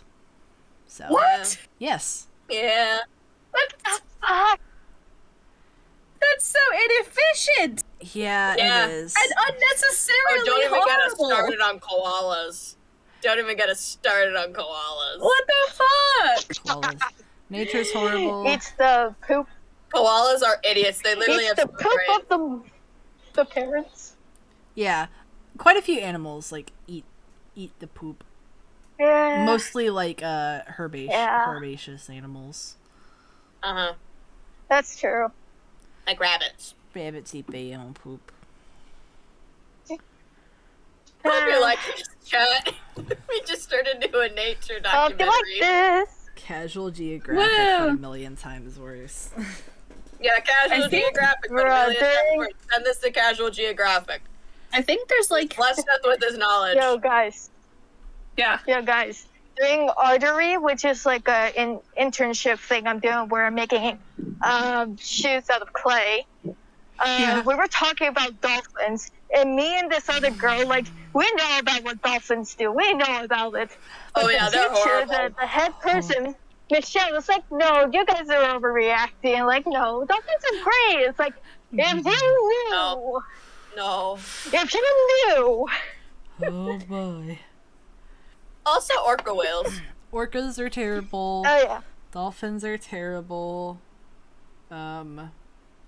Those one fucking birds that you know the video, Foxy. The video about the marine birds that are murderous. Don't remind me. Kill the baby Don't penguins. remind me that God. poor penguin. Poor Baby penguin. seals. The baby seals. Yeah. Okay. I think. There is one really cool animal. Yeah. what's the It's cool called a one? shrike. A shrike. Oh, a shrike. Yeah. Shrike. Strike, aka bird from. Yeah, one of our old friends. Yeah. AKA green. One of our old friends. Bird. Little bird. Yeah, don't strikes like It's a tiny bird. It's like the smallest bird of prey, and they kind of look like songbirds until they scoop up insects and mice, rats, and sometimes voles, and they skewer fucking them. impale them onto thorn bushes Impale them, and yeah. then eat them. I love that for them. Yeah. How adorable. And then there's also, I'd have to say, one of the most metal birds. Can't fully remember the name. I think it's like the bearded vulture. oh those But that's- ones. Those That's ones. that's the vulture that eats like only bones and fucking metal. Yeah. Oh, yeah. And Is it the they're- one that's red? Yeah. Red. yeah, and their stomach acid is a pH of 1, so they're able to dissolve it all. God almighty. I love They them can because just they look fucking- fucking psychotic. Yeah, they can just fucking eat bones. Wait, which Bones. Nature is cool, but also terrifying. yeah, Alright, guys, it's gonna take like it is the 15 bearded vulture. minutes for me to get back home. It's gonna take me like 15 minutes to get back home. All right. Just prepare yourselves in chat. This is a Uh-huh. mini break. Yeah, it's a mini Woo! break. This is a mini break for y'all. I had- But instead I of just complete wanted to do silence one this bite. time, it's our bullshit talks. Mm-hmm. We're probably gonna I have to put go way to- too much ice cream in my mouth at once. Oh no. Shadow is flopped out on the floor. Oh no! Wait. Puppy. Can we actually show chat pictures of Shadow? Can we Would show that be Chad a okay? picture of Pup? Yes. Let me just grab one of the pictures of Shadow from the Yeah. Discord. Chat. Shadow is absolutely adorable. He is an An absolute absolute little man. baby man. Absolute potat. I don't have any decent pictures. All the decent pictures that I took of him are in my gallery. So I'm gonna send it in the Discord and then fucking. Ugh. Yeah.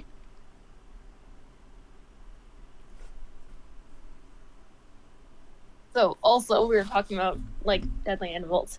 The cat Oh, I just posted is named as the deadliest cat in the world, like or the Oh, most I love effective it. hunter, because I think it's about 60% of it of like their hunts end in a kill.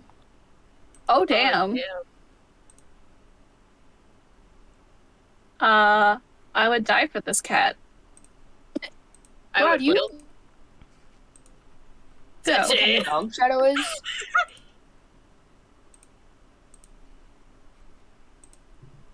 Eros, Yeah. do you know what kind of dog Shadow is, or? We think that we know that he's a mix. He's like a lab mix. But basically just because he was a rescue pup and we adopted him from a shelter, we don't know what the hell he is. I mean, same with my dogs. So Oh, I'm not look at him. Yeah. Definitely, We know he's 100% baby. definitely Look a at those lab. ears. He's definitely a lab mix. He's about 8 months old. yeah, I can see lab. Yeah. Oh. We think that the mom was some kind of spaniel, because his sister that was also in the shelter was very spaniel looking. Maybe. Yeah. I'm trying to see, because I'm pretty Yeah. knowledgeable in like dog breeds. Like I'm pretty good at like being able to look at a dog and be like, oh yeah, that's this. Yeah. But like I will puppies say, are harder. yeah, he's fairly small, 8 months old. We don't think he's gonna get much bigger because his paws aren't too big, so he's just gonna Oh. stay kind of smallish. Small man. And I will say that like his chest where the white is, he has little black polka dots, so that makes me think like some spaniels have like the speckly. Yeah. So Yeah. So Yeah, yeah, I he's- can He's so good. Yeah, I can see the spaniel in the ears Yeah, I a can bit as definitely well. see Yeah, lab for how they're spaniel mix. for how fluffy they are. His sister was more long. His ears fur, are very and floofy. Yeah. His like back along his butt area, his fur is a bit longer, and you can kind of move it and wave it around. Baby. Yeah, there's my boy, Shadow the hedgehog. Very good. This means you're Eggman. He's- Whenever you say that, I'm thinking of my aunt and uncle have a dog named Shadow. She's a lab pit mix, like Oh, 9-10 years old, and I've dog sat for her. Lady. As in, they would let me just live in their house for like a weekend, just yeah. take care of the dog and watch their Netflix, and I was like, okay, cool. Hell yeah. Good times. Yeah, I would do that in a heartbeat. Yeah, and just eat all of their food. I was like, yes. Exactly. Yeah. But like every time you say Shadow, just my brain is like, yes, the Shadow I know, and it's not. And it's not. Shadow hedgehog. And you are Eggman. I am always Again, you have the round glass. Says egg. He's sleeping and he has the tip of his tongue sticking out. Oh, he's flipping. Blep. Blep. Blep. My baby boy Bloop. is fucking conked out. Oh. Oh. He's not gonna like me when I have to roust him to bring him into bed. Because if I don't bring him into bed, then he'll wake up in the middle of the night and throw an absolute tantrum because I'm not right here. And he'll think I abandoned him. Do you have to pick him up and like put him in the bed? No, he's learned that he can get in the bed. I'll just have to like wake him up and be like, "Hey, it's time to go to bed." He's Okay. Oh, He doesn't kind of And realize he'll be that. grumpy. He doesn't kind of realize that, you know, if he wakes up on his own, he can get in your bed. like it's a long walk for him, so he like He's would so freak small. out. Puppy. And He's too small and so baby. Last night he was, I had Mom keep him out in the living room until she was ready to go to bed. So I was in bed for a few hours, like getting some sleep on my own without him in the bed, and then I had Mom let him in and he curled up next to my feet, and she texted me from the other room and she's like, "Your baby is crying." And I'm like, I know, I can She's a hear grandma it. now. Yeah, that's... Baby. Yeah. My mom didn't even put my dad as the secondary contact for the dog. She put me as the secondary contact. Good. Oh. Yeah, so... As a- You don't need to know much, chat, but all you need to know is that, hate on He's Greg. gross. Hey, Greg. He's gross. Greg is gross. We don't like him. Hate Greg. Hate my dad very much. Not a funny man. Not a Yeah, fan. he's not very pog. He's not very pog champ. He does not make funny words, and he is not a magic man.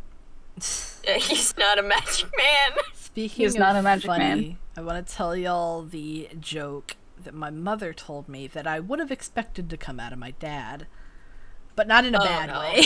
But not in a bad way. Okay. Okay. Shoot. It is about the Mount Olive pickle cutter, if you will. That is the context you're getting for the joke.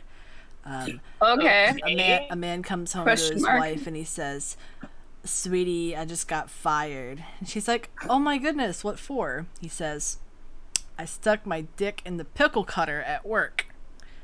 And she starts freaking out. She's like, "Oh my god, are you okay? Like, are you okay?" And he's like, "Yeah, everything's fine. Pickle cutter got fired too." Oh. Oh. Oh. Oh. Oh. And my mom, you getting that joke just in time was so funny. I'm the first one to get it. Oh my- was the first one to get it. The asexual was the first one to get the terrible sex joke. That's because sex is a joke to me. I almost choked on my water. Ooh. Yeah, Jane is a savage when it comes to that. Damn. That's because it is a joke to me. Yeah. God. Go crazy, go You stupid. get sex jokes because sex is a joke to you, Jade. It's so dumb. It, like, good for you, but why? Good for you, but Yeah. Good for you, but why? I mean, as long as it makes you happy and you are both safe, consenting adults, go for it, but also why? Oh god. I mean, it's none of my business, but okay. This is what happens when we're waiting. Alright. Absolute fuckery. Absolute. We're almost at the 2-hour mark. Yuck. Arrow's at the 2-hour mark. And we won't be taking a break at the 2-hour mark because we've been taking a break. Yeah. Song sent us a picture of Dog. the dog. Yep. Doug. Oh yeah. Floyd. Floyd. Good pup. Oh, Good the pup. baby. Alright. Alright, we'll show chat. Let me just... I need to pull up that real quick and then... have to save the image of your dog to my computer. Doug.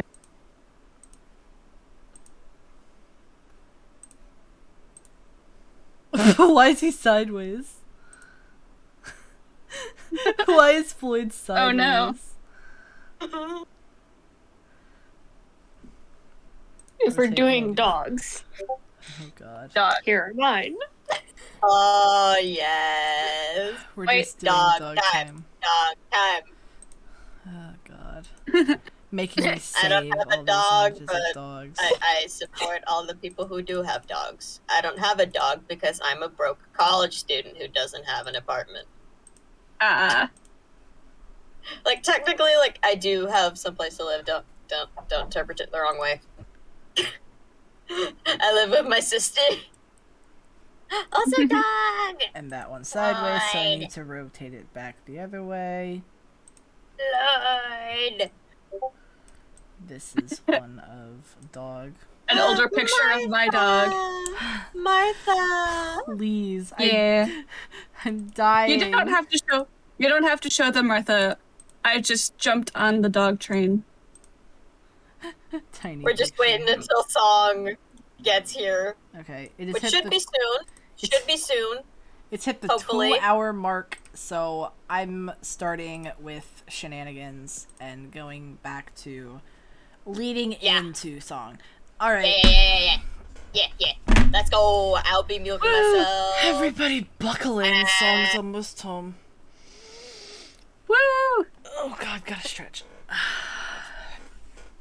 So the party then heads up to the top to investigate and see if we can find, where did Colbert and Tua go? Now that you are up on the top of the ship, you can see that there is a fairly large crowd of people, as today is beautiful and sunny, and everybody wants to spend this time outside enjoying it. Outside.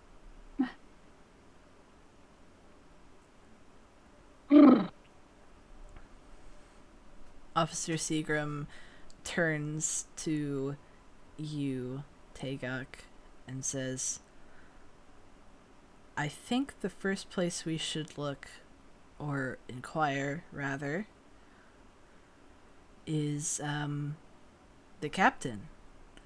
Because if anybody has seen them, I think that he would be the one to, because, well, he knows where everybody is on his ship. That's a good idea. We should go find him, or at least his first mate. Clement then steps forward and starts walking towards the bridge of the ship and says, well, I'd imagine if he'd be anywhere, he'd be at the helm, right? That would make sense. The Clement starts walking to the other end of the ship to where the bridge is, and as you follow, you see that Captain Lola is indeed at the helm, steering the wheel of his grand ship, with his first mate by his side.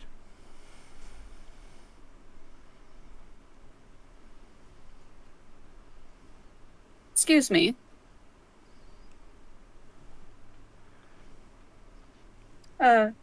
Captain Lola? Captain Lola does not hear you, but his wife does, and she taps him on his shoulder and says, Sweetie, somebody's calling your name. And he's like, huh? And then looks down to you and says, oh, what can I do you for? Sorry to bother you, sir, but we were wondering you had seen some friends of ours. Oh.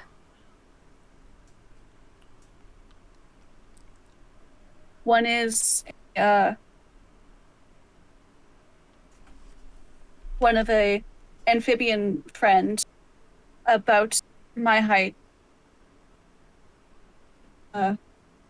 Fins,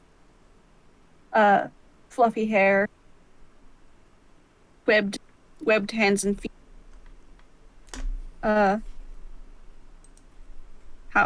How tall is Tua again? He's short.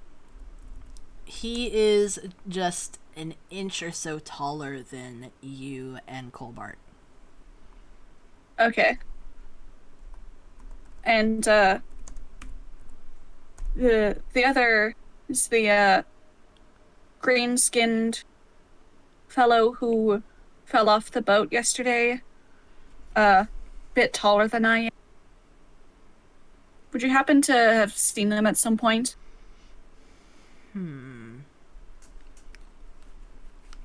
The captain rubs his beard thoughtfully for a second, trying to remember. And before he can say anything, his wife Jasmine pipes up and says, I think I saw them milling around up here earlier, but that was a little while ago. I think I saw them go back down under the ship.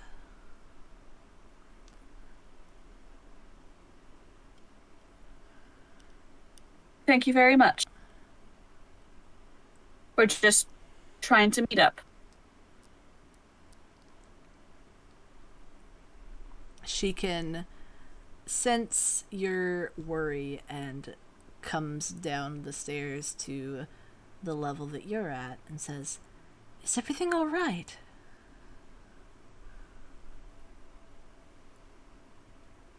Everything's just fine, man. We're just looking for our friends. I just ran from my apartment into the office because they wouldn't let me drink my meds without water. Give me a second. Good lord. I'm gonna fight your freaking Good. people that You you... good? Oh I don't damn! know if you can. You ran. We can hear you panting, buddy. Oh no. Sir. You fucking booked it, bro. Okay, I'm Beef ready. walk who? I'm ready. Okay. Oh god. You're not needed quite yet, but I will switch to your point of view in a second. Ah, Alright. ah. Continuing, where we were, she then says to all of you, well, if you need anything, don't hesitate to come to us. We're here to help. Of course, ma'am. Thank you. She nods, bowing her head slightly before going back up the stairs to stand at her husband's side. And now we are going to switch perspectives to Colbert and Tua. Colbert, after you and Tua had investigated the top of the ship, you found out from one of the people that has been up top, and they said that last night they remember seeing somebody up top on the deck of the ship, and they described the person as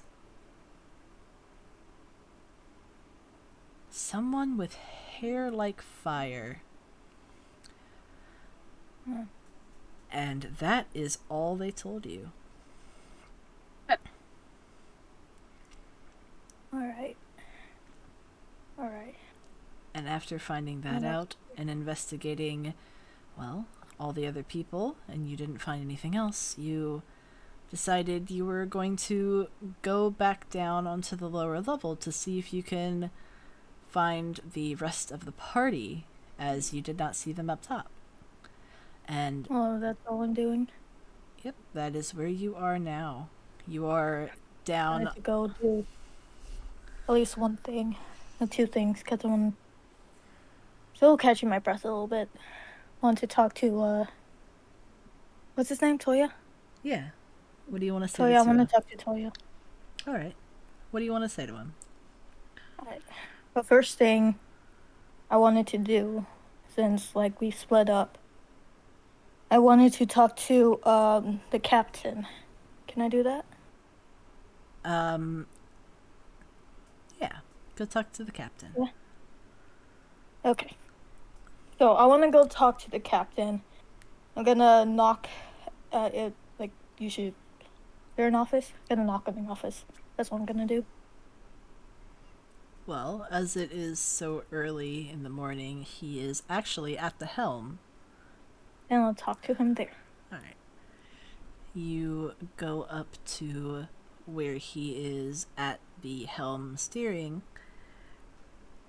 and as he sees you approaching, he gives you a warm smile and he says, "Well, hello there, young man. What can I do for you?" Hi. Gonna need you to stop the ship for a little bit. Probably like an hour. Someone has gone missing, and I might need assistance to at the very least check everywhere in this ship. Missing? I'm the one that's missing. Gosh, you're not supposed to be talking. An echo from the beyond. I'm the one who's missing. Stop telling everyone I'm dead. Oh, Has that vibe.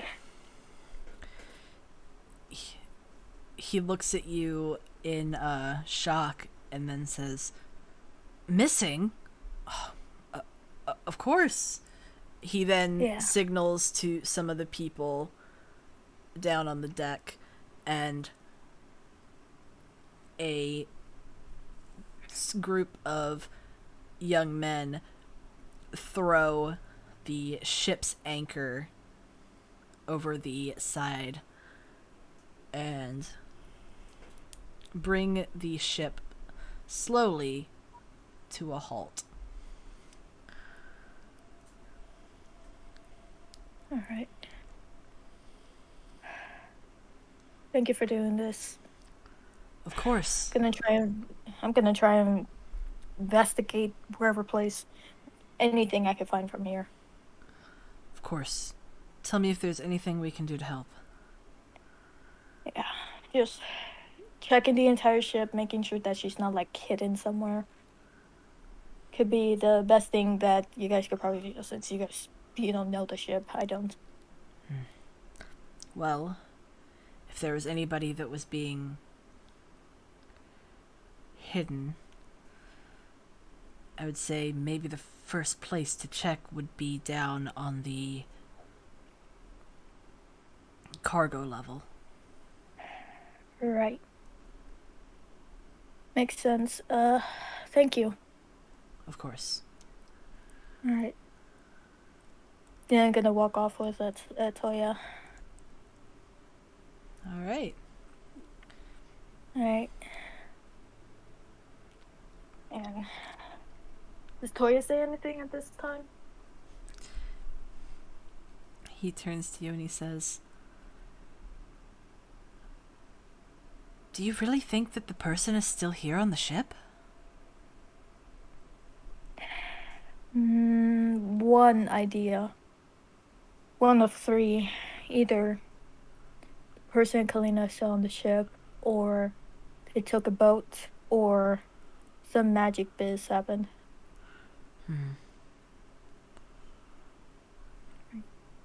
What do you think? Well, he says as he looks around and he scans. He says, "I don't see any boats on the horizon. But, of course, that doesn't mean anything. If she was taken in the night, they could be far away by now. If it were a boat." Mm-hmm.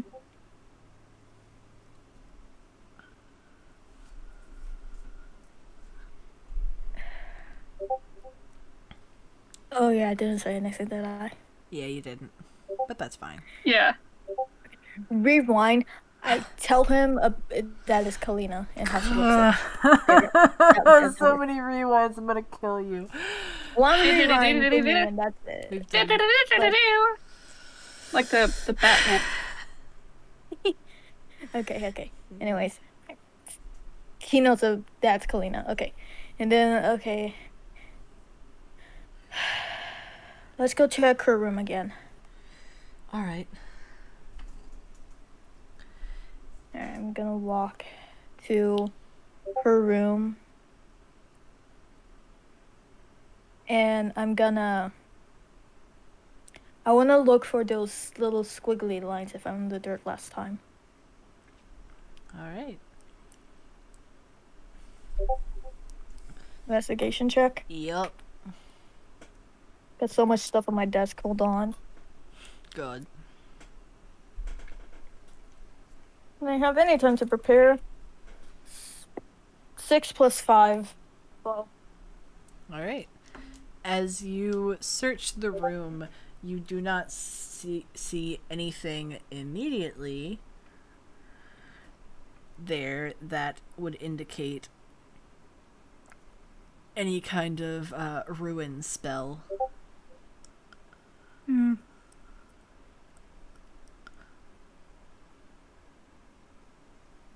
Alright then.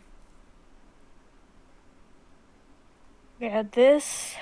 Afterwards, gonna close the door. So it's just me and Toya alone. All right. And I'm gonna look at Toya, stare directly into his eyes, and say, Toya, I don't really trust you. He kind of Something doesn't feel right. slumps his shoulders a little bit and looks down and he says, I know. I know that none of you trust me. Oh. Now don't take this as the worst thing in the world because I want to trust you. It's just there's something. There's something that I don't understand. What? If Kalina was awake and you weren't, then there's something a bit off because she was definitely awake. She dropped her ring. She does it like that ring does not fall off easily. It's her. She never takes it off.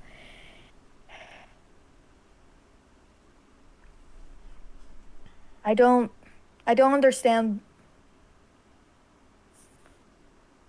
I just don't understand it, and I want to figure it out. He looks at you a little bit and then he looks away almost guiltily and he says, I should have told all of you this earlier, but there was something that happened last night before we went to bed that I just thought I was being strange or I was falling sick, but I had this suspicion that somebody had put something in our food. I started feeling odd. And I was going to run some tests on the scraps left in the bowl, and then next thing I know, I was awake. Taegak was waking me up.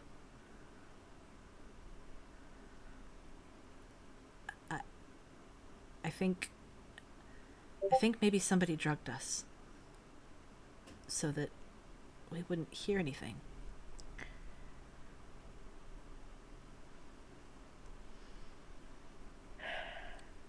All right. That's a new piece of information. He then goes to open the bedside cabinet and he sees that the bowl is gone.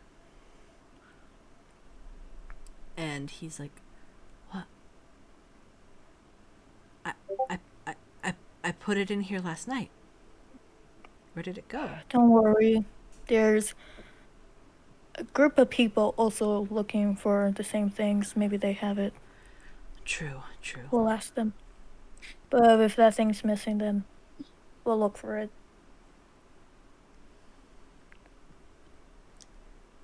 Alright. Can I ask you something else? Yeah. Has strange stuff happened around you? Strange things have always happened around me. Honestly, I've gotten quite used to it. But, nothing that particularly sticks out recently. Has anyone gone missing around you? No, never before. I've never really been close with many people before. I've always been by myself. Alright. Do you know why she could have been taken?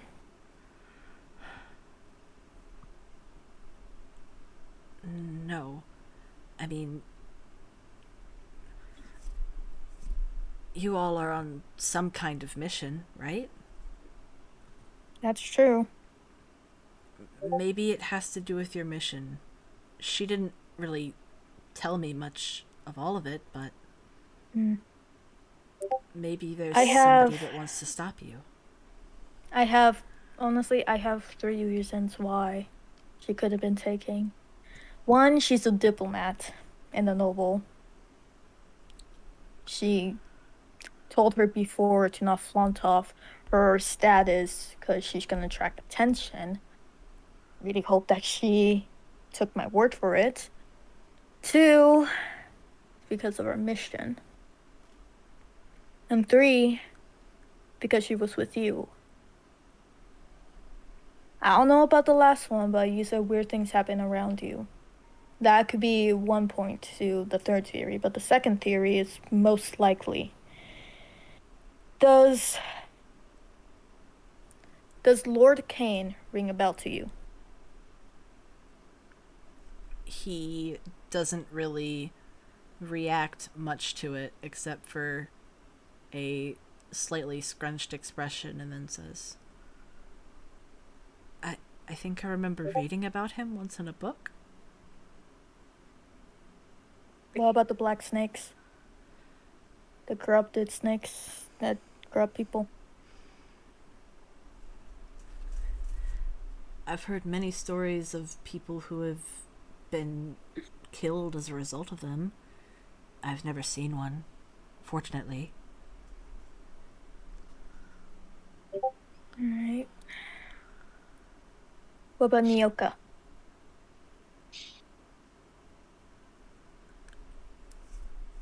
He looks at you with a puzzled expression. He's like, no, that name doesn't ring a bell to me at all.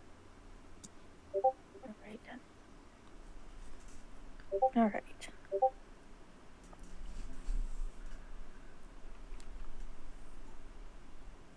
Well, at least it gives me some information. More information than I knew before. Yep. Yep. I pat his head. He gives a small, awkward smile to you. Alright. Thank you for bearing with me. I opened the door. Let's go find the others now. All right. And as the two of you turn out of the door, you see the rest of the party coming down the opposite side of the hallway towards you. Ah, perfect timing. Oh. Here you are. Yep. I went back to their room to see if I could find anything else, anything new. Not Nyoka.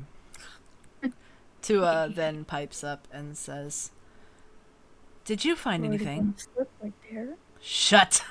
Shut. I'm like, all these names of characters I have to memorize. Fuck you.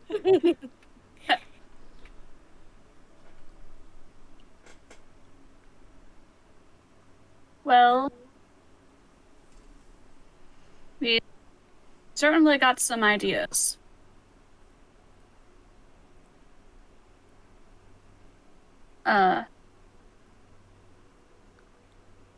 We have a theory that all of us were drugged.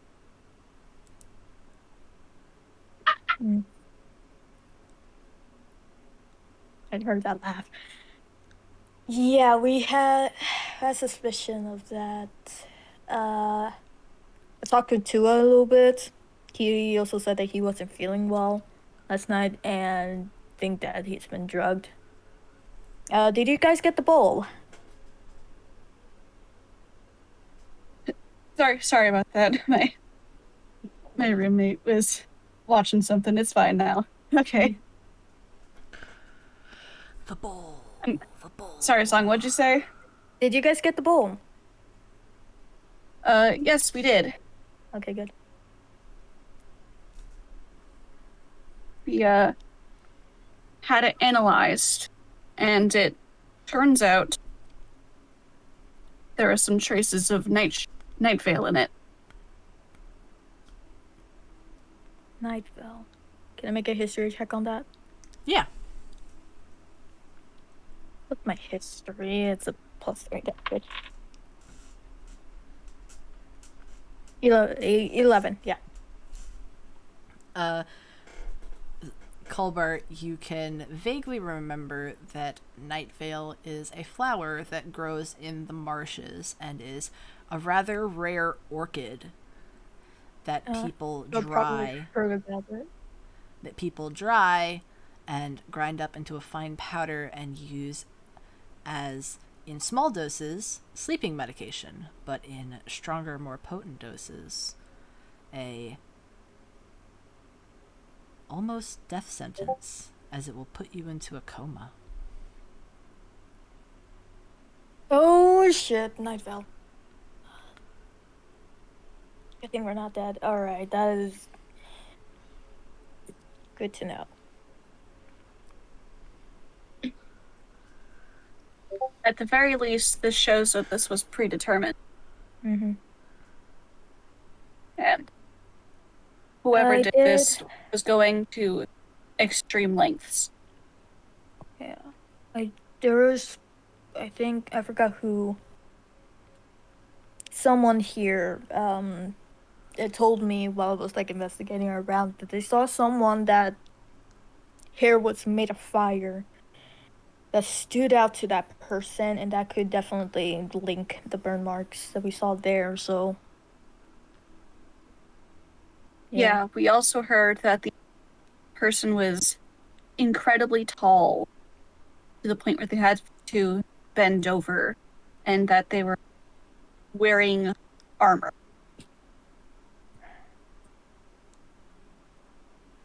all right, so we definitely have at least someone. I'll check in with Captain and rest of guys, the staff, to make sure that this person is like actually here or a stowaway. If it's a stowaway, that more evidence to that.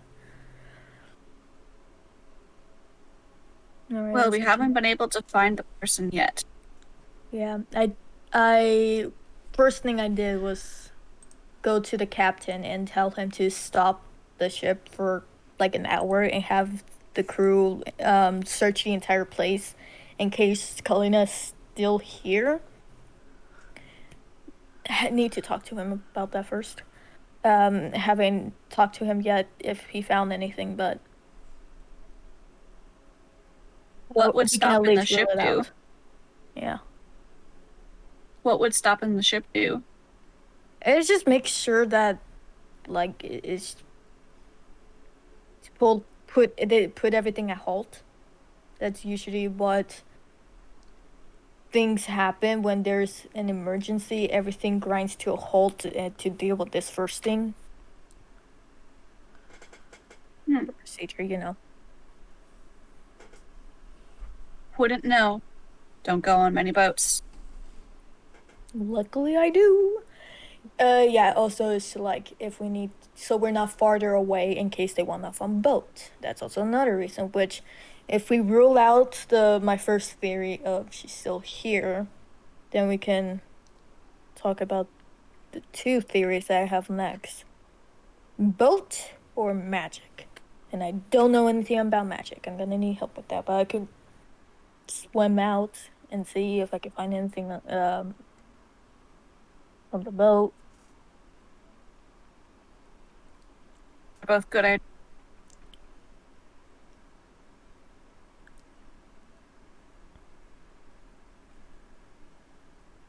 I think it cut out a little bit. Oh, I was just saying it was a good idea. Yeah, okay. Clement then steps forward and says, well, do you think we should go ask the captain to see if they found anything? Yeah. Let's get going. Yep. All right. As all of you make your way to the top of the ship, you see that a rolling storm is coming across the sea, and it seems to be coming towards the boat.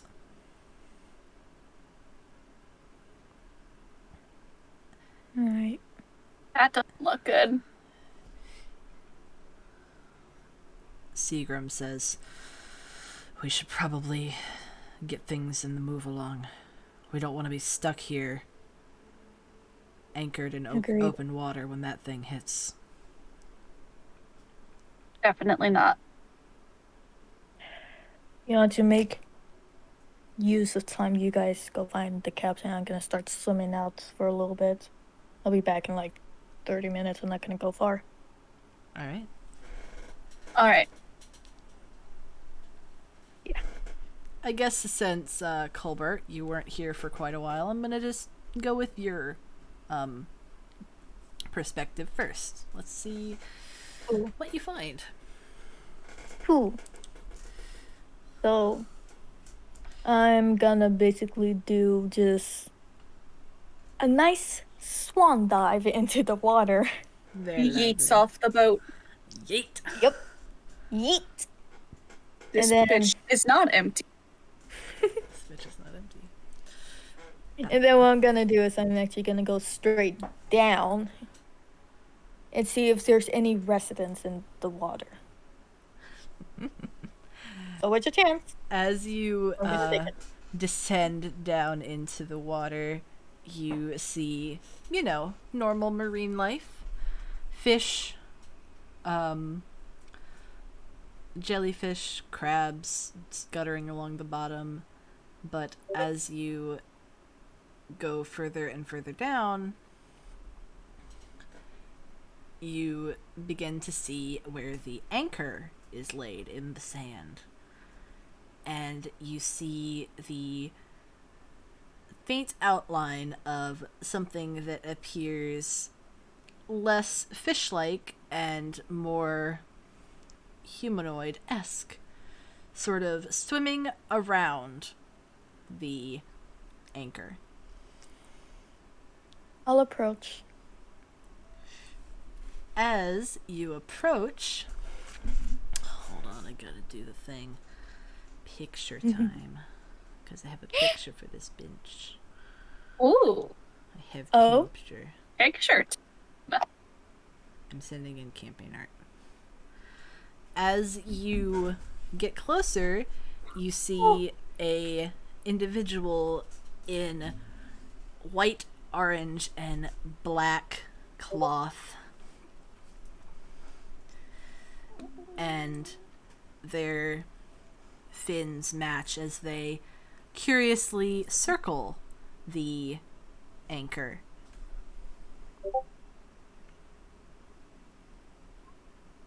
God, Archie is so cute. Okay. Okay. I'm gonna go up and say, hello there. the individual snaps their head as their hair sort of whoof in the water around them. And they said, "Hello." Hi. Have you seen any boats coming from this boat? Nope. I just had this anchor crashed right in front of me while I was foraging. And, so, no, unfortunately, I haven't been following this boat much. Right. Sorry about that. We needed to stop the ship for a bit because someone on board is missing, and that someone is a friend of mine. So I needed the ship to stop. "Oh no," they said as they covered their mouth slightly with their fingers. "That's not good. I hope you find them." I hope so too. Anyways, what's your name? My name is Koi. What is yours?" I'm Colbart. "Nice to meet you," they say as they stick out their sleeve with the hand not really sticking out, just the sleeve. Right. I go and I guess shake hands or Shakes. try. Shake sleeve. This character is so damn cute. Oh my god. Thank you. They're based Alright. off of my ex-coworker Vivian. Oh, alright. Have you seen anything suspicious around? Well, I was getting this weird magic-y aura from that way. Not too long ago, last night-ish. It happened twice, and then it was gone. Is that where your boat came from? Yes. Yes, actually. Will you sense that? Yeah. It was faint. I guess your boat was far away, but it was very sudden. Sudden magical energy like that. I can sense it pretty easily. Wish I had that ability. Alright, that is really good news then, because that rules out a theory that I had. That's good. That's good. Oh no, that's bad. That's bad. because if it's the magic theory, then could literally be anywhere. Oh no. Fuck, it's magic. Fuck. Magic. Do you want me to see if I could, identify what kind of magic it was? Yes, please. I could help a lot. Hopefully. I don't know anything about magic. I'll tell my friends are magic. Yes. Koi then drifts slowly down to the bottom of the seabed where it is just sand, and they pull some things out of their sleeves and it drifts down to the sand below, forming a little bit of a circle around them. It's little bits of coral and seashells, and they sort of sit in it for a second, and then the sand starts to drift up in a small spiral around them as they sit there in the sand, eyes closed, pondering. And then, just as soon as it came, the sand drifted and settled back down onto the seafloor.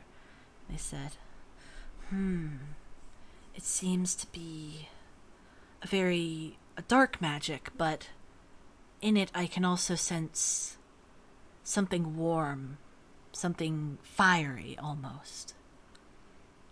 Maybe that's the person that the magic brought, their aura, mingled with the magic itself. Oh, that's good to know, because in the room that she went missing in, there's burn marks. a melted handle thing for the door, and and someone saw someone which hair made a fire, and we heard, and someone else heard like metal armor. Okay, another point for that. Thank you so much. This is, I don't know how to feel about it. It's good yet bad. Thank you so much. Of course. The best of luck to you in finding your friend. Of course. Thank you. I'm gonna head back up now. All right. Goodbye, they say, waving Goodbye. their hand as their sleeve flaps in the water. Oh. I gotta go back up. Okay, shit. Where is that out? Poggers. As you are swimming about and talking to Koi, still up on the ship, the rest of the group is going to talk with Captain Lola. Once again. As you approach the helm, you see that not only are the captain and his first mate there, but a small group of the ship's crew are there talking with him also. And as you see them talking, he makes varying concerned expressions.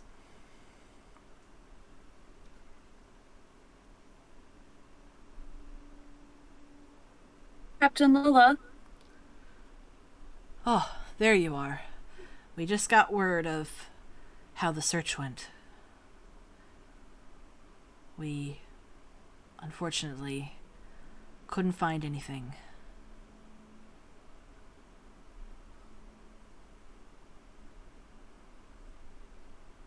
Well, we appreciate your effort.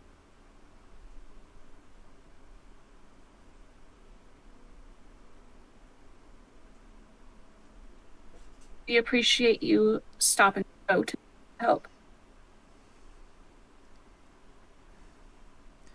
I just don't know how they could have gotten off the ship with her.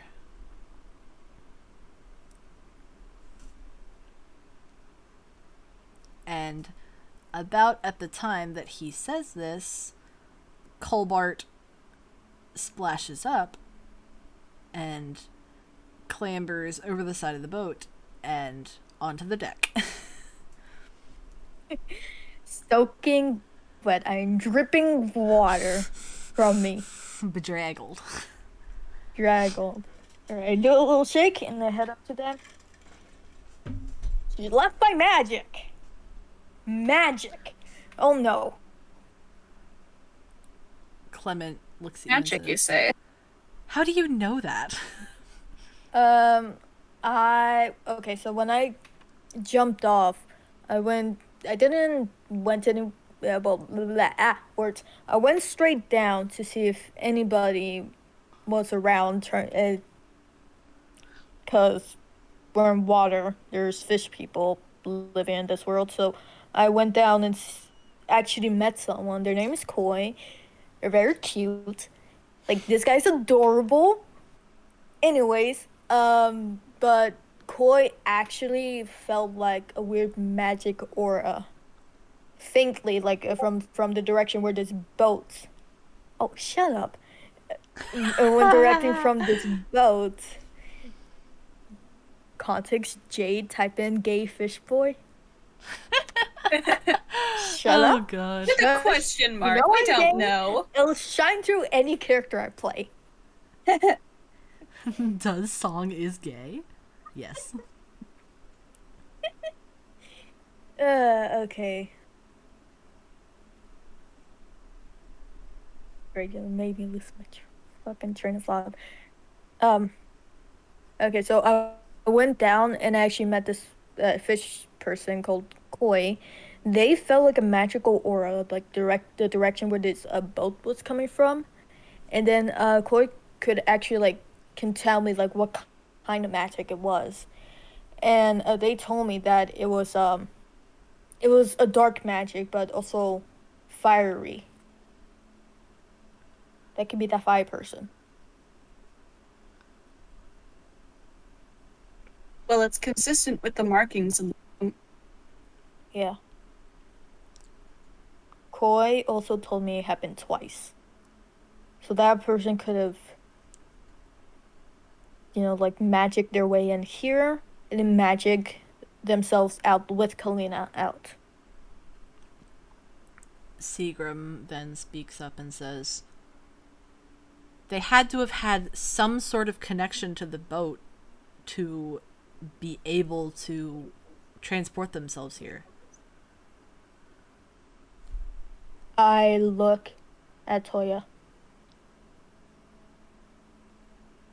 Toya is kind of just staring at the group, just watching everything happen. And when you look at him, he says, "What do you think, Colbert?"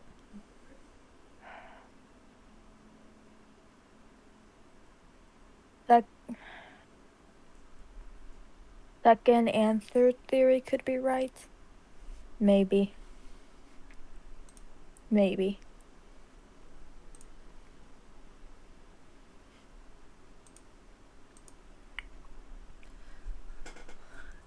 Theory are you talking about?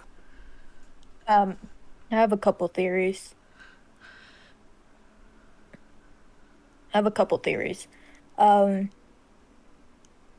Okay, so apparently we ruled out. We ruled out that she's not here, and she did not go through boat, and we confirmed that was magic. But apart from that, trying to figure out why. I have 3 theories. One, she's a diplomat and high standing.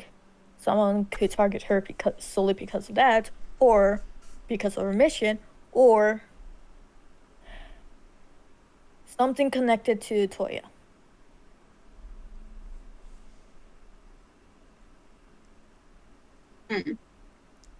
That's my guess. And I don't know, but that has me worried. Alright. Before me and Toya met up with you, I kinda talked to him alone for a little bit. And Toya said that strange things always happen around him. Really? Yeah. So that could be a connection.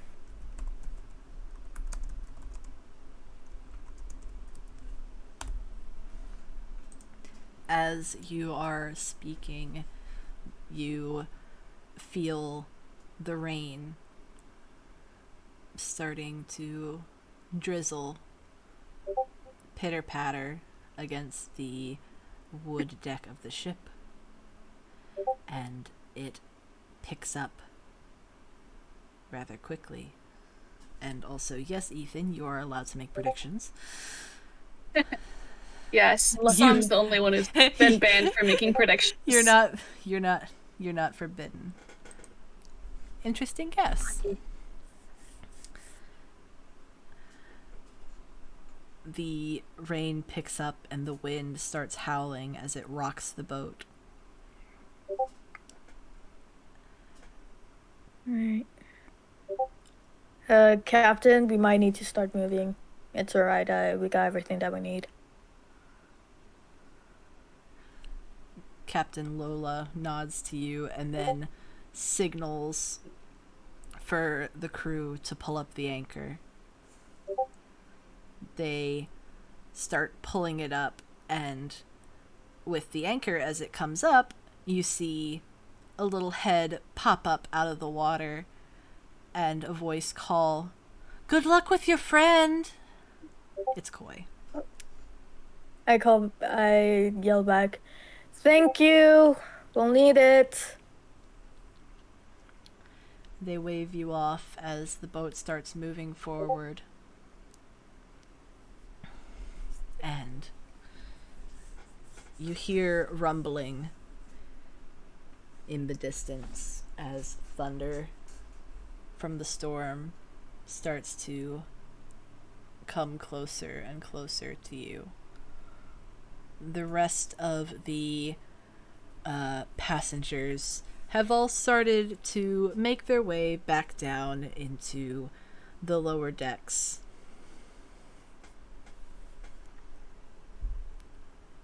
And do you follow? Yep. I do not want to be in the rain. Yep. Especially Colbart you, honestly Tagak. I don't want to mind. be in rain. Colbert does not mind, but he'll follow the group. Well, of course, Colbert. He's a fish. Lup lup. As all of you are about to pass the threshold down the stairs, you hear Tua's voice call back to you. You know, it's been rather fun playing this little game with all of you. Oh, You're all quite good at playing detective, but not good enough.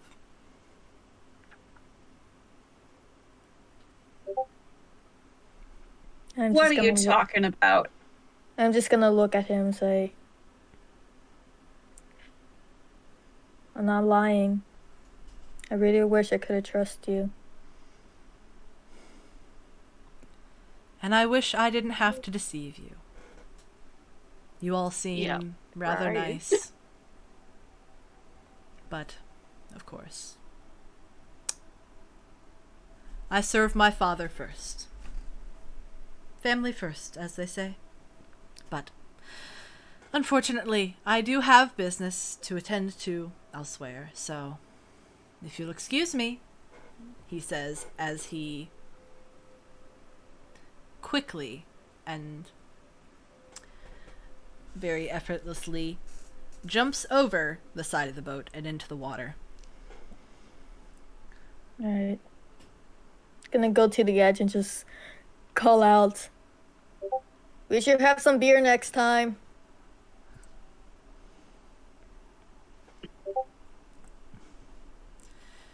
But before he can hear you, he is disappeared down into the stormy waters.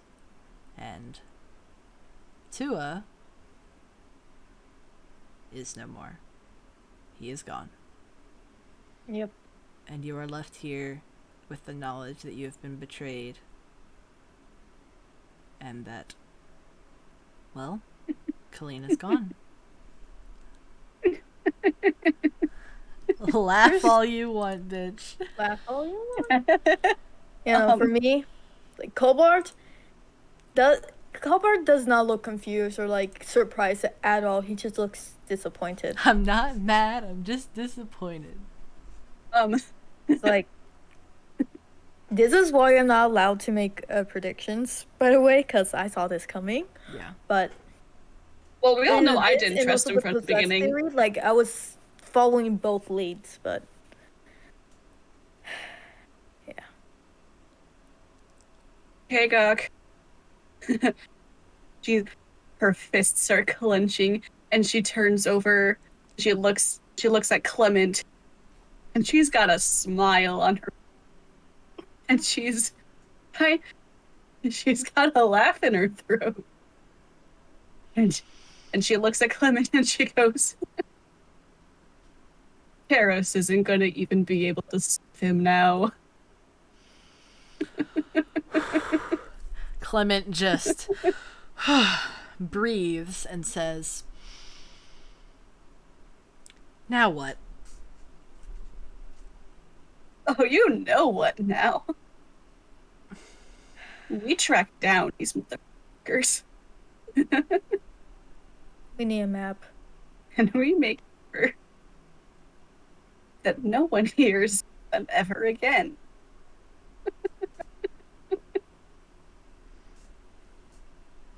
Clement puts a hand on your shoulder and says, we need to get off the open ocean first.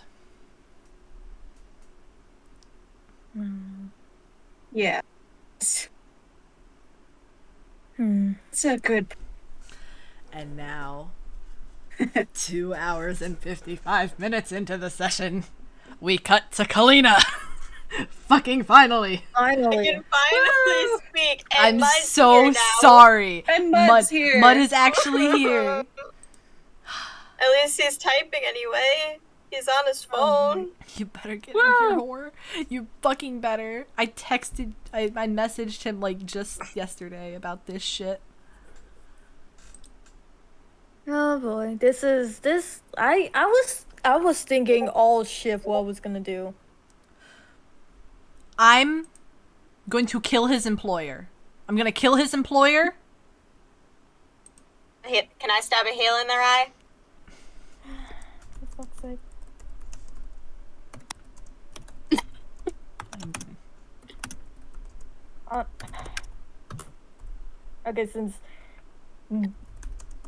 Okay, since that happened, I can finally talk about what my predictions were.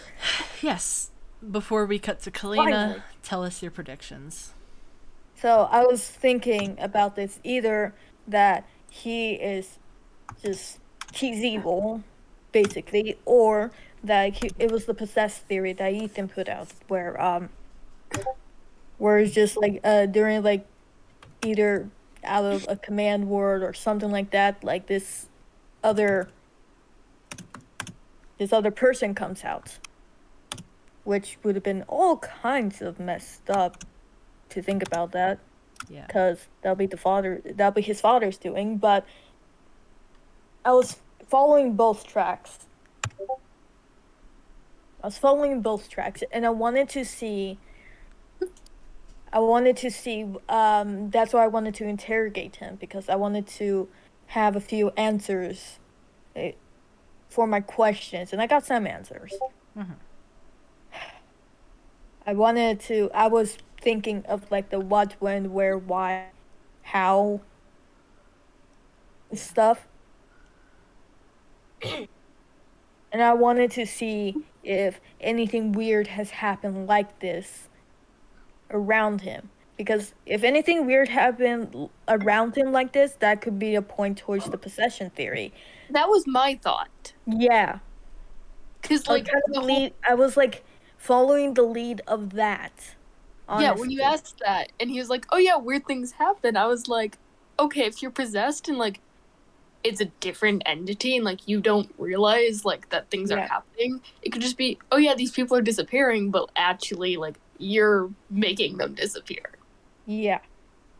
Yeah. And that's why I also put in, like, the 3 theories of the why they kidnapped Kalina. 1, she's a diplomat. 2, our mission. And 3, it's something connected to Toya. It's somehow last 2 are all right. 3. It's somehow all 3. And also the first one, I guess. That one's not 100% clear, but yes. All 3 are right. Great. In their own respects. And Also, I would just like to say, there is a lot of, like, violence in this chat very suddenly. Yeah. It's because Mud was supposed to voice a very important character, and he told me he'd be late. I was like, okay. Oh, God. Poor fucking Mud. Like, What is 10:30 for, like, he's... An hour and a half. Where is he? Like, he's on California. Cali. He's California. in Cali. oh, okay, so that'd be 12:30. He's my for... in-real-life friend that I brought into this friend group. It's gonna be like Okay, fucking 1. so that'd be 12:30. Oh, he Yeah. gets out at 10th. Oh. Yeah. We can take a break now. Okay. Break time, everybody. I think now is a good time for a bio break. If any of you have to use the bathroom, please do it now, because I know I have to. Yeah. And then when we get back, we'll be in Kalina's eyes. Ooh, let's go. Yeah. Don't worry, you'll get lots of fun stuff. We just... I know, I just can't stay up for too long. I know. We just might not have Mud voicing a certain bitch. All right.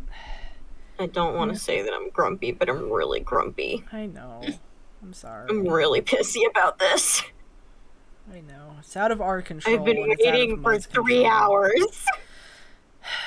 Unfortunately, Mud's work is shit. And in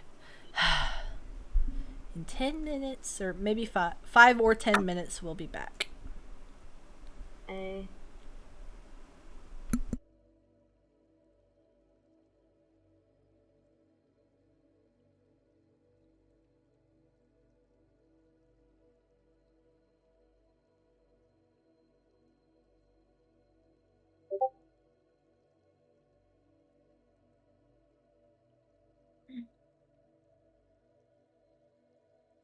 Am I the only one here? Good, I have this chat for myself. This is fun.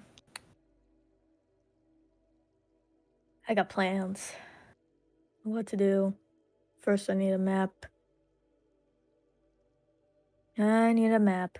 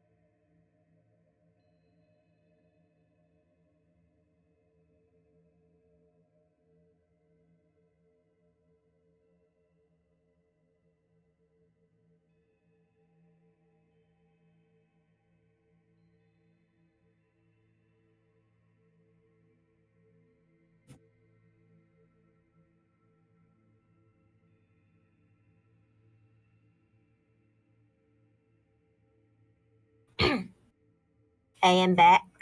I don't know if anybody else is here, but Welcome back. I'm here. yeah, I just got some more water and Nice. Guys, I bought some really cool pencils. They're made out of a stick and they have like a handmade what is it, knitting string. It's a little mushroom.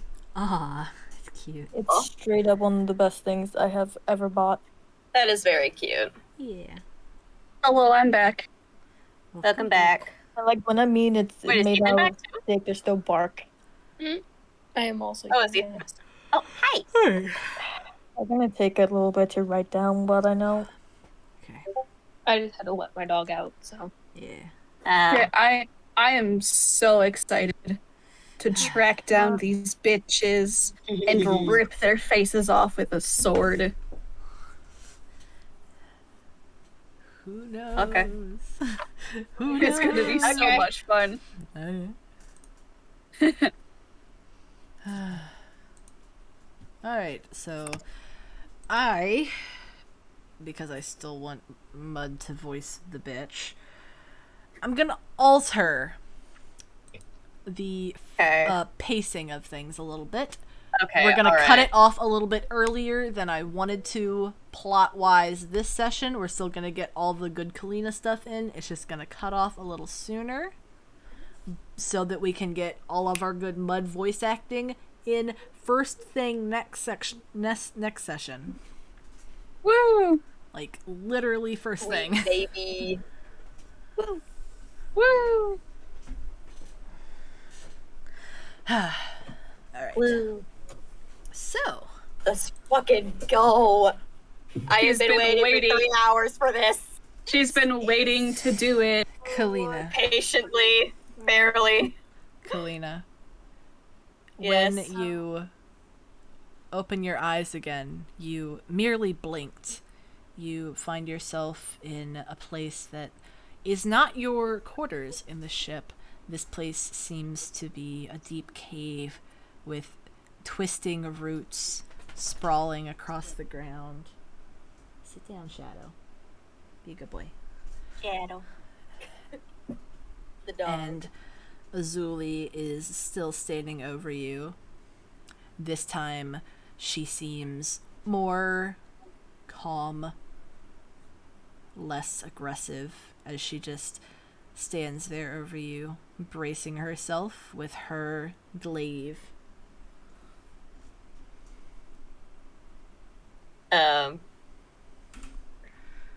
Like, am I on the ground? Yes. Or is she, like, holding me? It would seem that you are indeed on the ground. Oh. And I'm in nothing but my pajamas.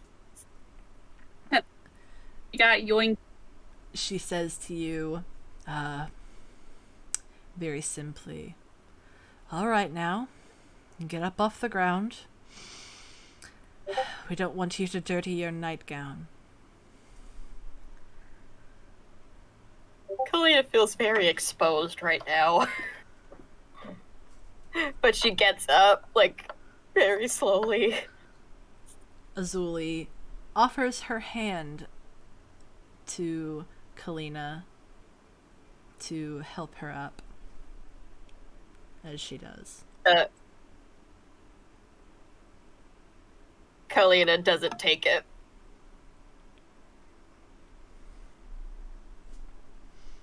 Azuli simply retracts her hand and then watches Kalina as she gets up. Once you are up, Kalina, she then says, "Now, let's move." She says as she points her glaive down a almost corridor. It's not really a corridor, more like just a suggested path between the roots where you can walk without tripping. Kalina really doesn't want to go with her, but she sees literally no other option. Zuli, So she reluctantly goes. As you walk forward, you realize that Azuli and her hair is the only light that is allowing you to see where you are currently. Everything around you is damn. dark. She is your beacon through this very, very dark place. Oh. Oh, 1 sec, sorry. Oh, you're good, you're good.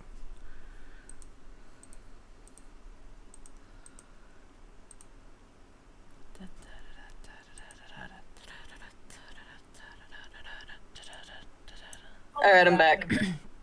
Alright. Sorry. I was talking to Kate. You good. As you are walking, Azuli says, "You know, it's not every day that Lord Kane asks to bring a mortal here." What do you mean? Where am I?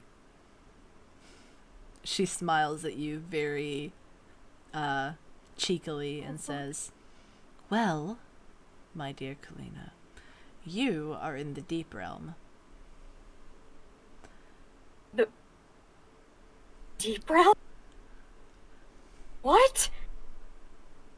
Mm-hmm. Because Kalina knows exactly what that place is. Azuli then sort of gestures by sweeping her glaive out a little bit at all the roots that are around them, and she says, "Take a look around. All of these are the roots of the world tree that you're walking amongst right now."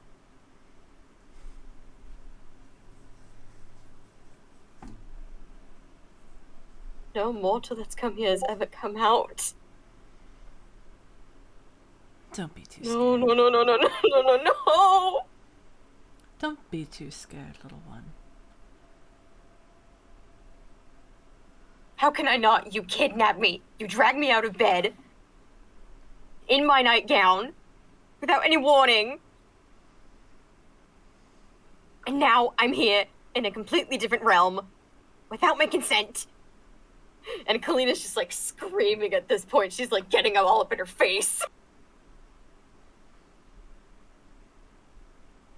Azuli then presses two of her fingers right at Kalina's collarbone. You can feel the heat radiating off of them, and she says, "You better watch your tongue. Just because I serve Lord Kane doesn't mean I won't disobey him. I don't care. I'll kill you if you get too mouthy." She then removes her fingers and then gestures you to keep walking. Kalina does. Arms crossed. Both in an attempt to cover herself and out of anger. You walk a little bit further. The twisting roots now taking a more solid form as they crawl up what seems to be a structure, almost like the ruins of a castle. Ooh. And you enter into it, and it's now more cold stone hallways. Am I cold? It is not cold, but it is also not warm here. Imagine the absence of all heat or cold. Just nothingness. I hate that. Yep. I hate the idea of that. I hate it. Oh my god, I hate it. Mm-hmm.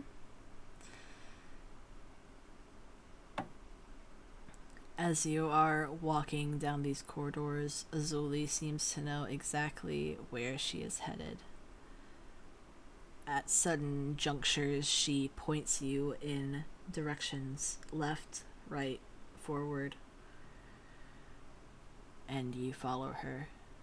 In silence, there seems to be no other sounds in this place until you hear a soft clicking coming from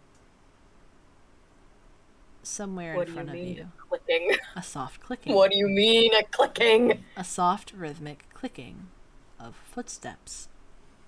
And they're coming towards you. Someone else here? You know, it's not just me. Of course there are others here.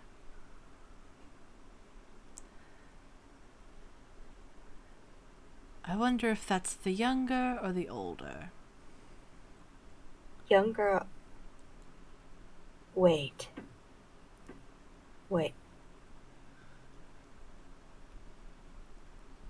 Oh, no.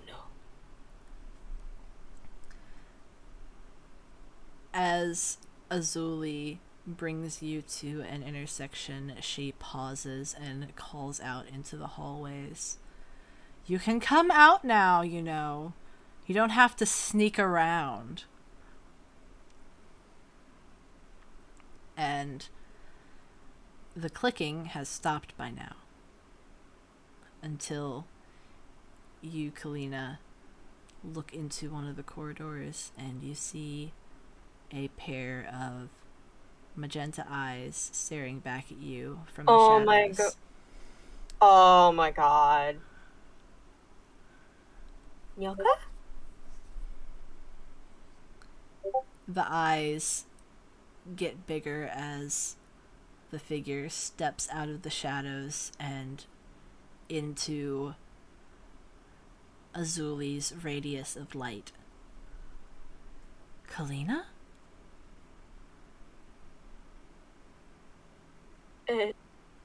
Kalina's just like staring in shock.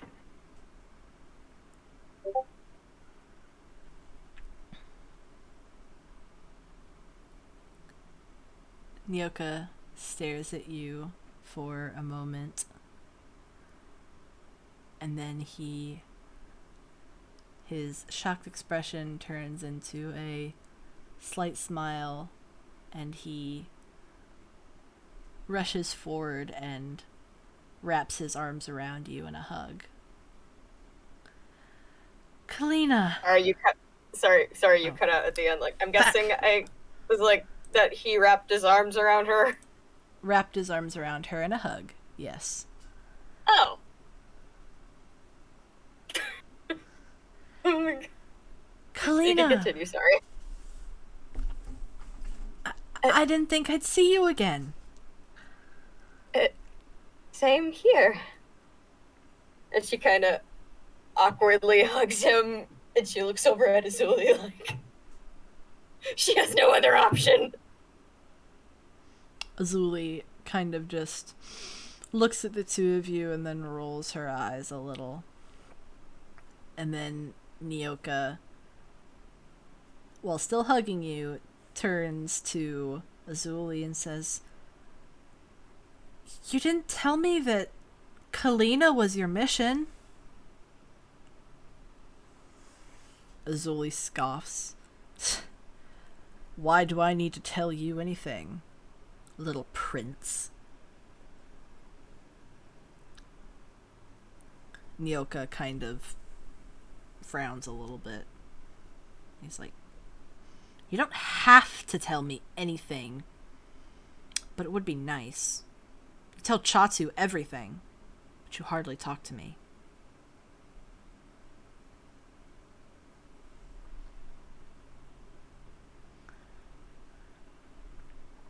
Azuli kind of shakes her head a little bit and says, "Whatever. Can't have you sitting around here being all sweet to our new guest. We have to get her to her room. Would you like to accompany us?" she says, sneering at him. Oh dear. He steps back from Kalina and puts his hands on his hips and says, As a matter of fact, yes, I do. Oh my god. And then Azuli says, well, fine then. You lead the way. I know you know where the room is. Kalina, like, she raises an eyebrow at this. She doesn't say anything, but Nyoka kind of sputters at this and says, right. Let's go. He says, turning very quickly and leading the two of you. Azuli is now behind you, making sure that you don't try to turn and run. As Nyoka guides your way now. okay. Kalina, she's gonna ask Nyoka, where are you taking me? He turns to Kalina and then fully faces her as he starts to walk backwards a little bit and says, oh, don't worry. It's not somewhere scary. It's somewhere very, very nice. It's quite special, really. Oh? Yeah, I think you'll like it a lot. It's just your style. Okay. As you attempt to round the corner, Nyoka kind of bumps into the wall as he's walking backwards. And Oh no. he trips a little bit as his back smacks against the wall. He's like, well, it's just over here, he says as he kind of almost jogs a little bit to get to the room, where there are a set of very pretty wooden doors with gold accents and purple. Oh. There is purple flowers and other such little decorations painted on parts of the door. And Nyoka stands before it a little hesitantly. And Azuli crosses her arms as she leans against the wall and says, go on and open it. You and your brother are the only ones that can. Get on with it.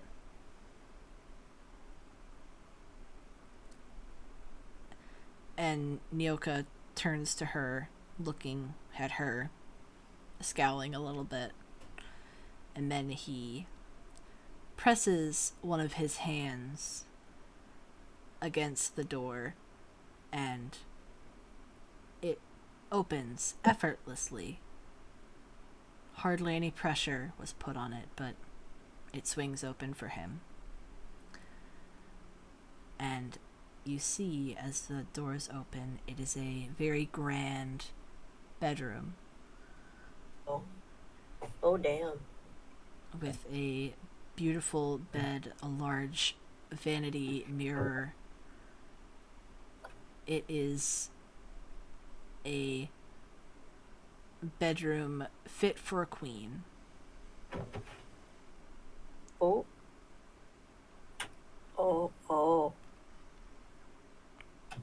Nyoka, Like Kalina, she's just like looking around and just like just kind of in shock because like sure, like she has like nice things, but yeah. this. He holds out his arms, just kind of gesturing to all of it, and says, well, this is it. This is where you'll be staying for a little bit. He looks to Azuli, who kind of like, you can see her gesturing her hand. Come on, spit it all out. Tell her everything. Jesus Christ. Oh dear.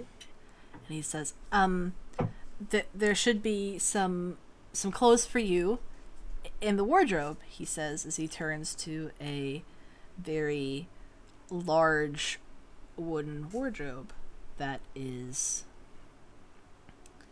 closed, but he opens the doors and you see it is filled to the brim with beautiful outfits, all shades of purple. Ooh. And he says, you can pick out one of these and put it on and get settled in, and then we'll be back to get you soon. All right? All right. Thank you. He smiles a little bit and he says, "Of course. I hope you like everything here." He says before bowing slightly and then exiting the room with Azuli. Oh? And they close the door behind them. And now you are left in this grand room with an option, multiple options before you. Oh, damn. You get to pick out which gown you would like to wear. I think she might, put on a gown first, because she does not feel okay. She does not like being in just her nightgown. Yes. All right. Yeah, so I think she's just gonna kind of go over to the wardrobe. All right. As you go over to the wardrobe, you can see that there is a myriad of different purple gowns, all different luxurious fabrics with beautiful gold accents. Ooh. Let me start by asking you, would you like a gown that has a fuller skirt or one that is more slim? I think slim. All right. As you look through the dresses that are there, you see two that catch your eye. One is a floor-length velvet dress that has a straight skirt and it has long sleeves. It looks like the neckline would be a little off the shoulder. Okay. It's very simple, Yeah. but luxurious nonetheless. Yeah. There is a second one that is made out of a more floaty and soft material that seems like when standing still it would be straight, but if you were to, say, spin around in it, it would flare out in all directions. Ooh. Soft, transparent Okay. fabric in a pale lavender with very big bell sleeves. Okay. All right. Covered in beautiful lace. And other than that, it would seem that those two are the only gowns here that don't have fuller skirts. Okay. So just two options. Well, that's all you can see here. You could choose to look in the drawers. Yeah, I think I might look in the at the very least I just want to see if I just hope that they fit because Kalina's tall. Yeah. She's a tall lady. She's tall. Yeah. as you look in the drawers a little bit, I gotta scroll, you see a very interesting piece. It is folded up very carefully in the drawer. It is a deep indigo silk, and it seems to be just plain. But next to it are some gold jewelry pieces. Okay. A beautiful gold belt with carved spirals all over it, and 4 golden branches with little pins on them that would attach at various places. Wait, branches? Branches. Little branches with leaves. You notice that it is not too different from the same laurel headpiece that you bought at the night market.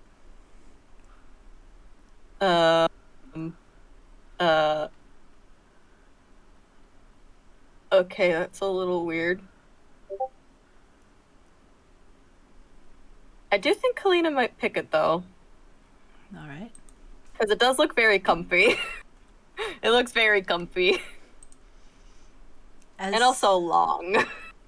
you pull it out and you hold it up to yourself before deciding to put it on and see that it is the perfect length and size for you. Yay. And as you get into it, you feel as if it was made for someone that is very similar to you. It is a little baggy around the stomach area, but of course, that is without the belt. Do you put on all the accessories or just leave it as is? Oh, I think I'll put on the accessories. I think I'll put them on. Alright.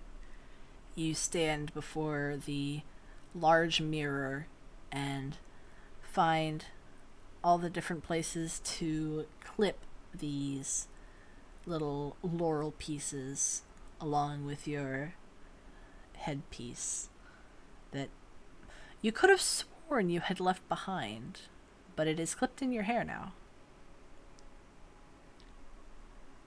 Okay, this is just getting weirder and weirder. Mm-hmm.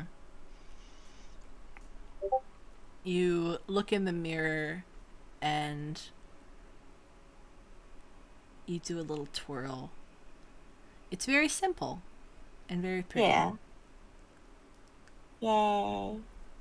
You note that the color of the dress almost fits the colors you normally wear. Almost.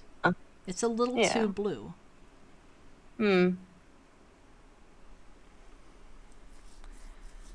I'll wear it though. I think I'll stick with it.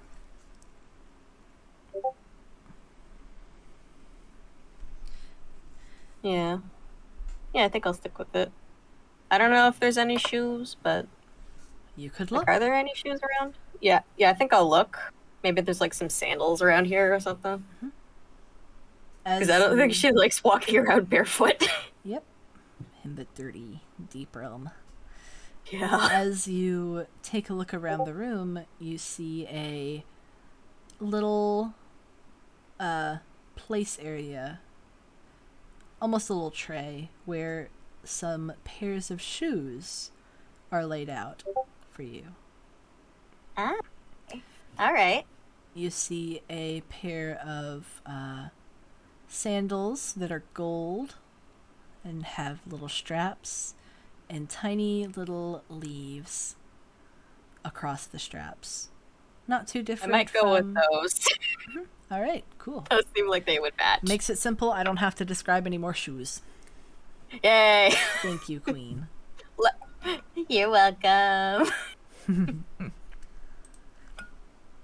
I may be kidnapped, but Kalina's a fashionable one. Yeah. She can't help it. She literally cannot help it. It's a force of habit.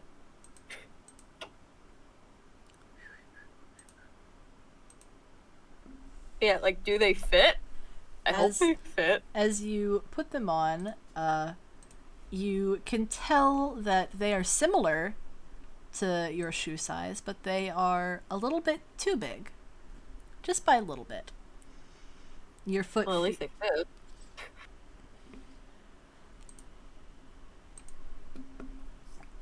And as you have gotten yourself fully dressed, you stand in the room in silence, taking a moment to admire the room for what it was. Yeah. I think she might break down crying now. Oh no. What? She got kidnapped! Yeah. And I think she's just gonna, like, start crying a little bit. Just out of stress. And panic. And she's probably gonna pace a little bit. She's gonna pace. We all know what she does when she's nervous. She paces. She paces. As you pace and cry, you notice that one of the places where your tears hit the ground, there is a little sprout coming from the ground. And What the? it unfurls to a little flower that in the center is a folded up handkerchief.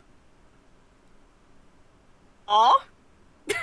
I mean, cool, but also, what? I think I'm gonna take it. I'm gonna take it. Like, hesitantly, but... As you take the handkerchief, the flower closes back up and the sprout sinks back into the ground as it was before. Gonna, like, wipe her eyes and... Yeah. I think she might look around a little bit more, though. Like, what else is around her? In the room, you see a lot of personal belongings, which seems odd for a room that you would assume hasn't been As a lived guest? in.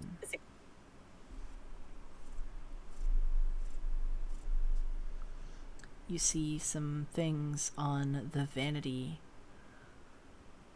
that look a little bit more personal. Do you care to take a look? I think I will. Just a peek. Just a peek. As you go over to the vanity table, you see a little tray with different brushes. You notice that these are brushes that are specifically for coily hair, like yours. Okay, this is getting weirder and weirder. What the fuck? And upon Were they planning for me? Upon closer inspection of the brushes, you actually spot a little strand of hair. Coily hair. It's not yours, but it's a very similar texture. I think she's gonna look around more because she sees this and she just kind of... She knows that someone was here not how long ago, but someone used to live in here, probably.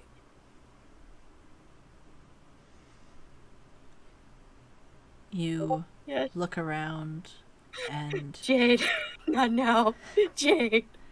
With a little more snooping, you can find some various things. You find evidence of what you would assume is things for a baby. A bit. Wait.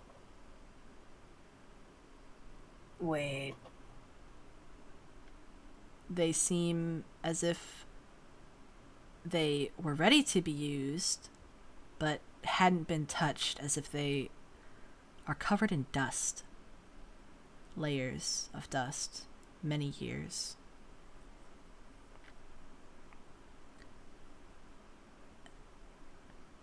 You go over to what seems to be a crib, and you see a small placard on the crib with a name inscribed in it. Do you take a closer look? Yeah? The name reads Nyoka. Oh.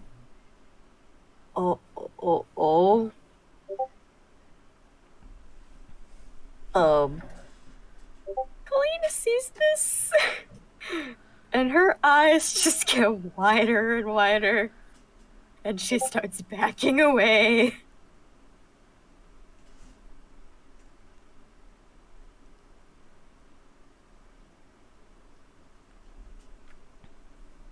As you are backing She's away, starting to get a little bit of an idea of what's going on.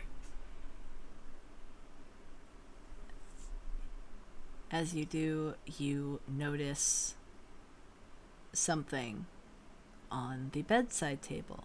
It is a little folded piece of parchment. I guess I read it. I open it, I guess.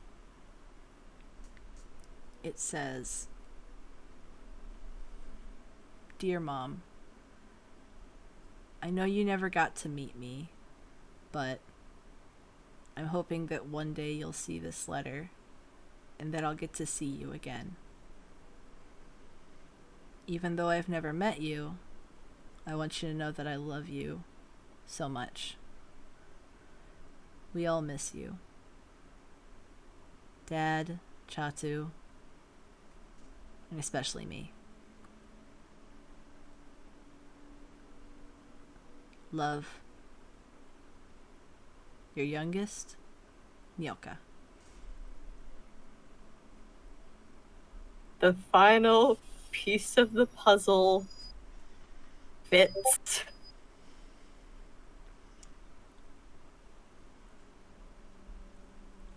And Kalina, she drops the letter.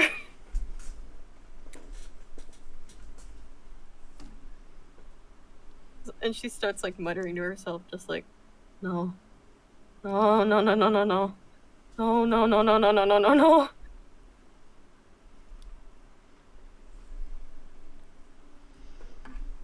As you are muttering to yourself, you hear a knock at the door. And a familiar voice call out, "Are you ready in there?" Just a moment. And she like hastily picks up the letter, folds it back, and puts it back.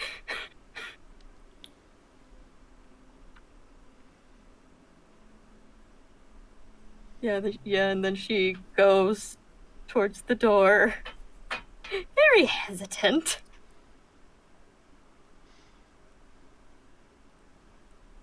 And she says, "All right, you can come in." The door opens and Chatu and Nyoka are both standing before you. Oh boy. Chatu is in different clothing now from the peasant's attire that he was wearing on the ship. He is now wearing a uniform similar to Nyoka's, but in a deep green and blue. Silver instead of gold.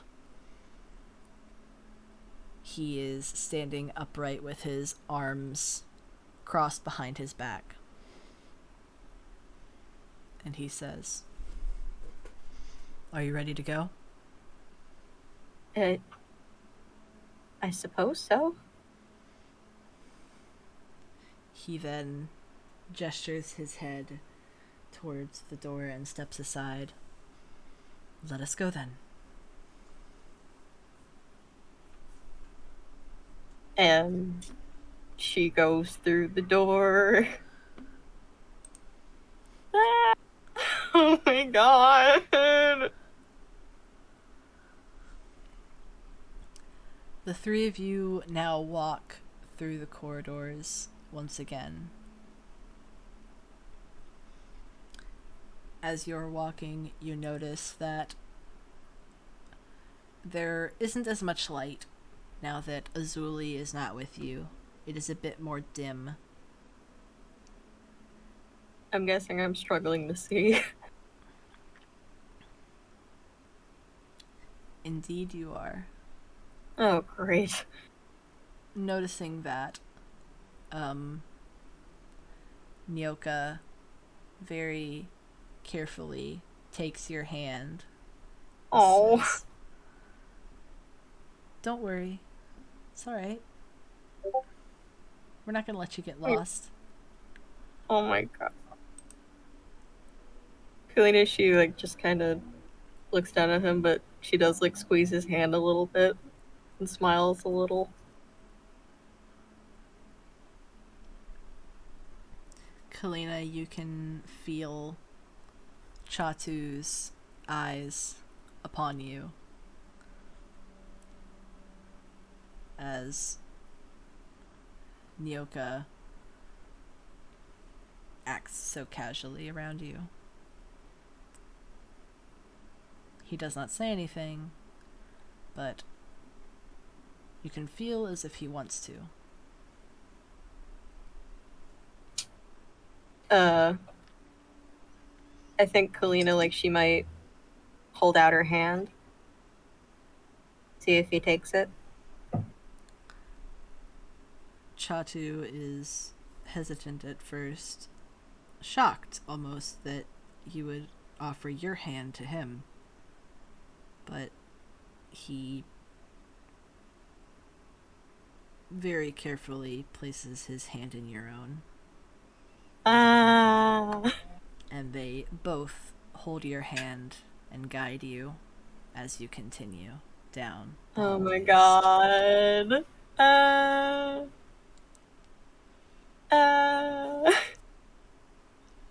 You feel Chatu squeezing your hand a little bit, as you had with Nyoka.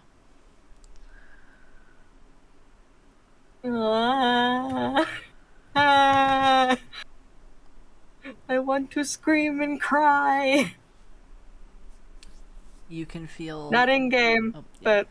Scream and cry. Yes. Yeah, not in game, but... Yeah, you know, continue. You can feel that they are starting to slow down. And you feel them come to a halt, and so do you.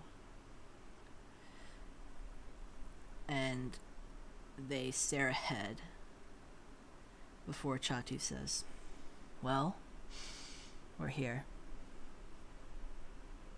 And he holds out his hand, and torches upon the wall light in a deep purple hue, and you see a grand door before you that is almost overgrown by the twisting roots. And there is a pair of snakes carved onto the door. Oh damn. Oh no.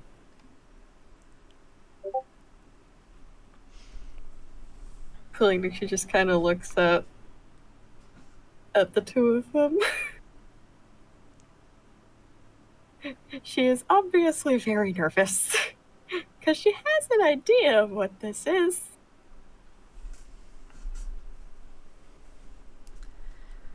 They stand there for a moment before Chatu very reluctantly lets go of your hand, and then so does Nyoka.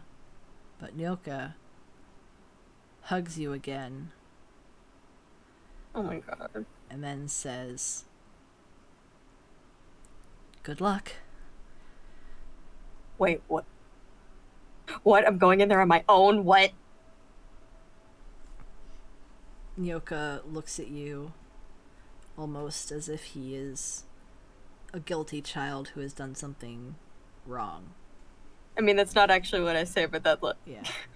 Like, I give that expression, just like, what? I'm going in that alone? Chatu places a gentle hand on your shoulder and says, "Yes, unfortunately, we cannot accompany you in this. But we can assure you that you will be safe. There is no need to fear."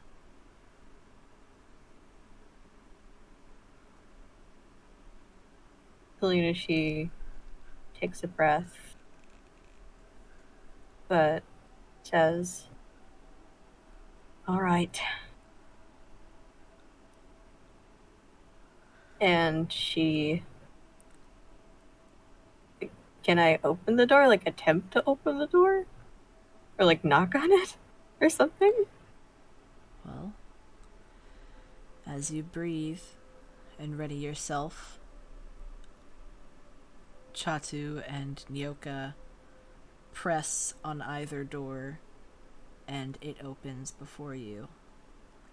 You see nothing but inky blackness ahead, and they give you sympathetic looks.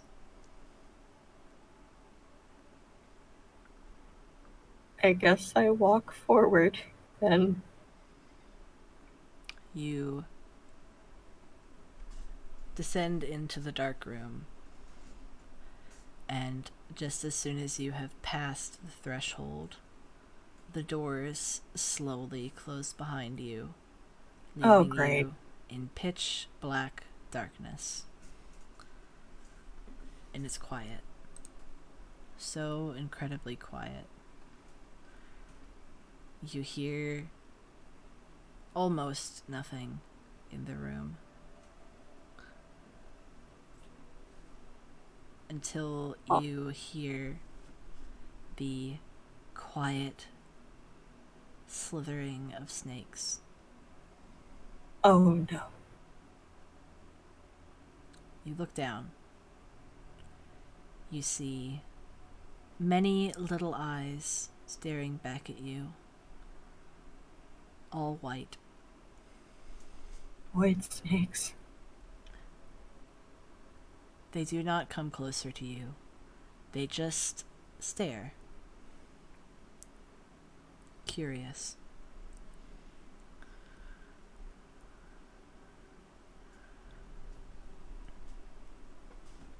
That is until they all turn and start traveling away from you. All to one point where you see all of the eyes clustering. One pair much bigger than the others. Oh damn, oh damn, oh damn, oh damn.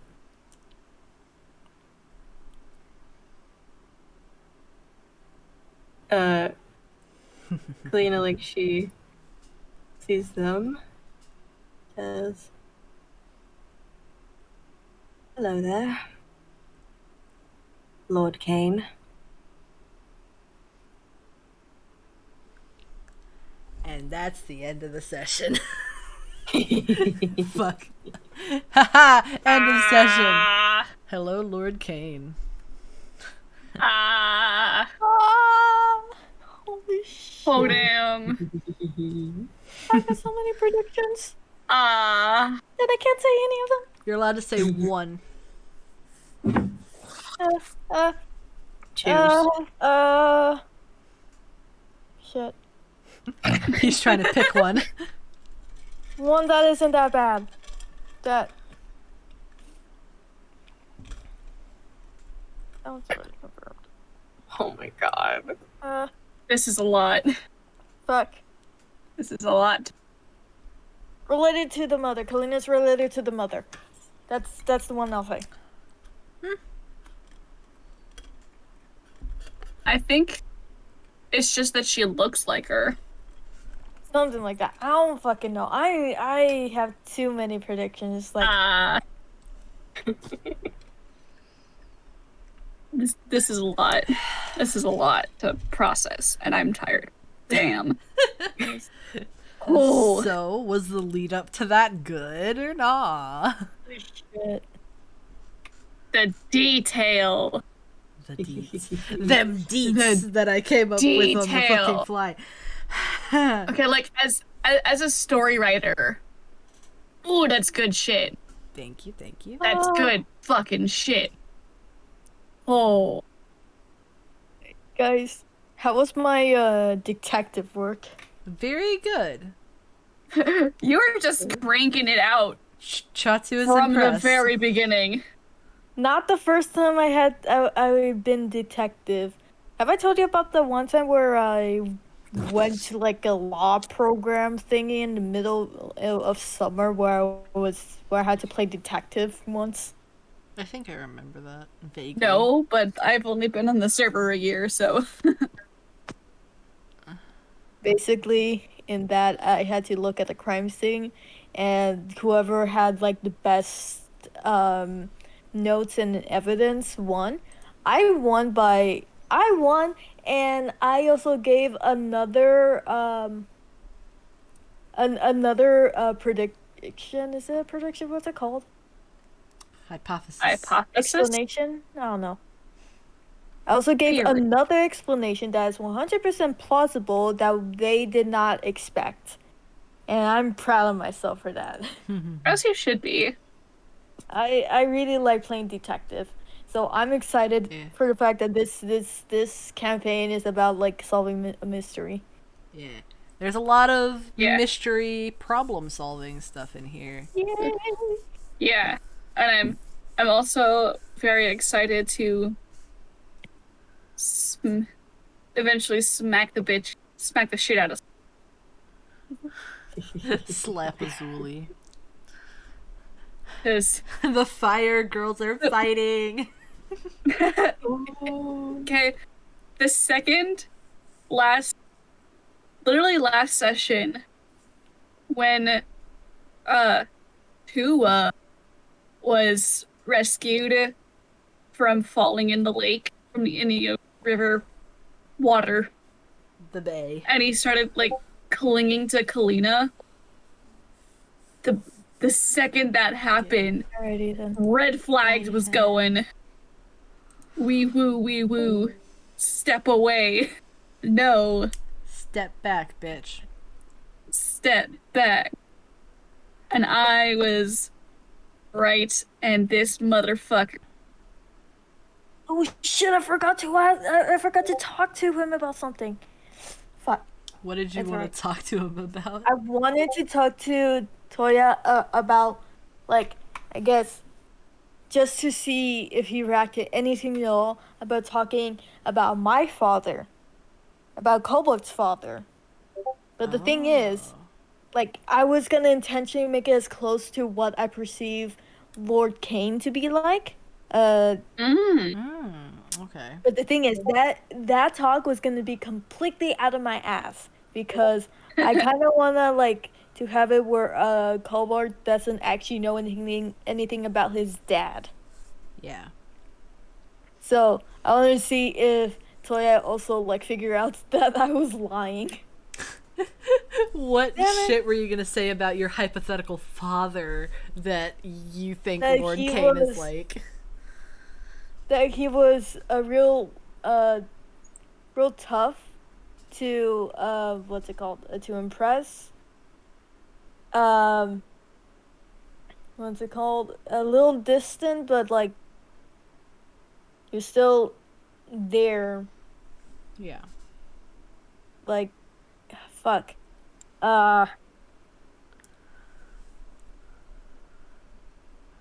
Yeah.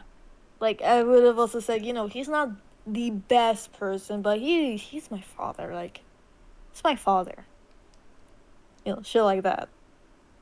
To see if that stirred up anything in Toya, anything at all.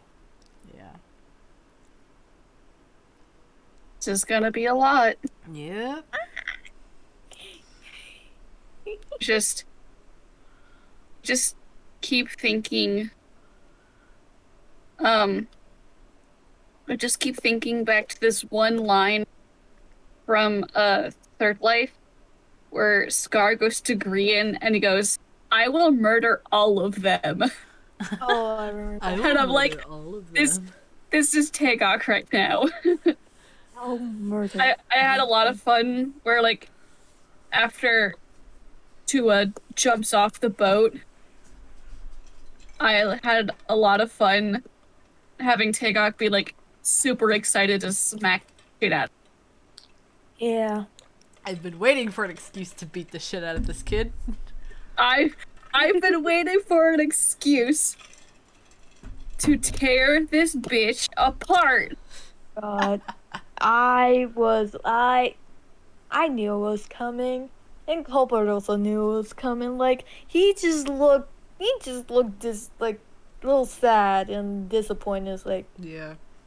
come on. And of course- He kept playing the sad Fuck, puppy yeah, card yeah. the entire fucking time, and it's like, oh, very annoying, but Kalina kept falling for it because she's so nice.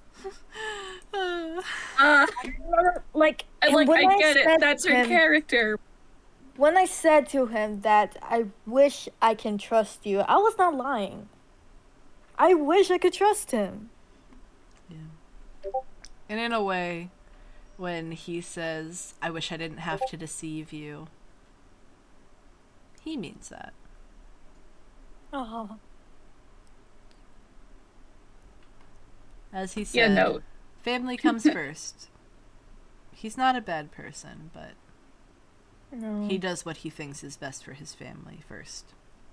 Well, I really want to fucking know here. It's not a prediction, it's just me asking a question that I want the answer to. Uh-huh. If Lord Kane is actually genuine a bad person or has done bad actions. I want to know. I want to know so bad. I can say very comfortably that he is not a bad person. He is just very twisted in the way that he tries to solve his problems.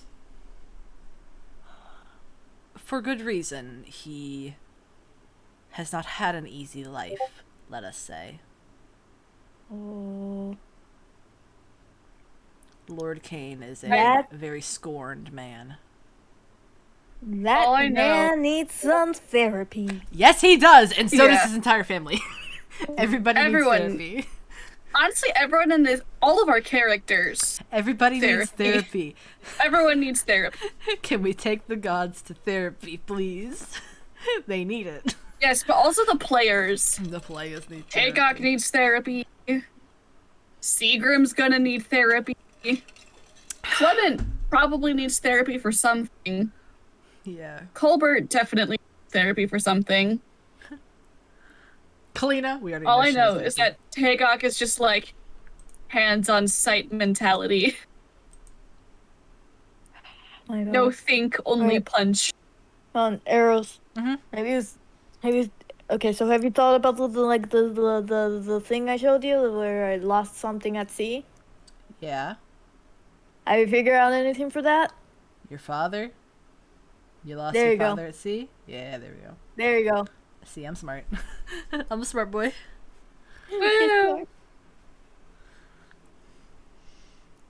Ooh, this was a lot. Yeah. I have so much planted for Cain in general with his story arc. Mm-hmm. And how I think your perception of him will change.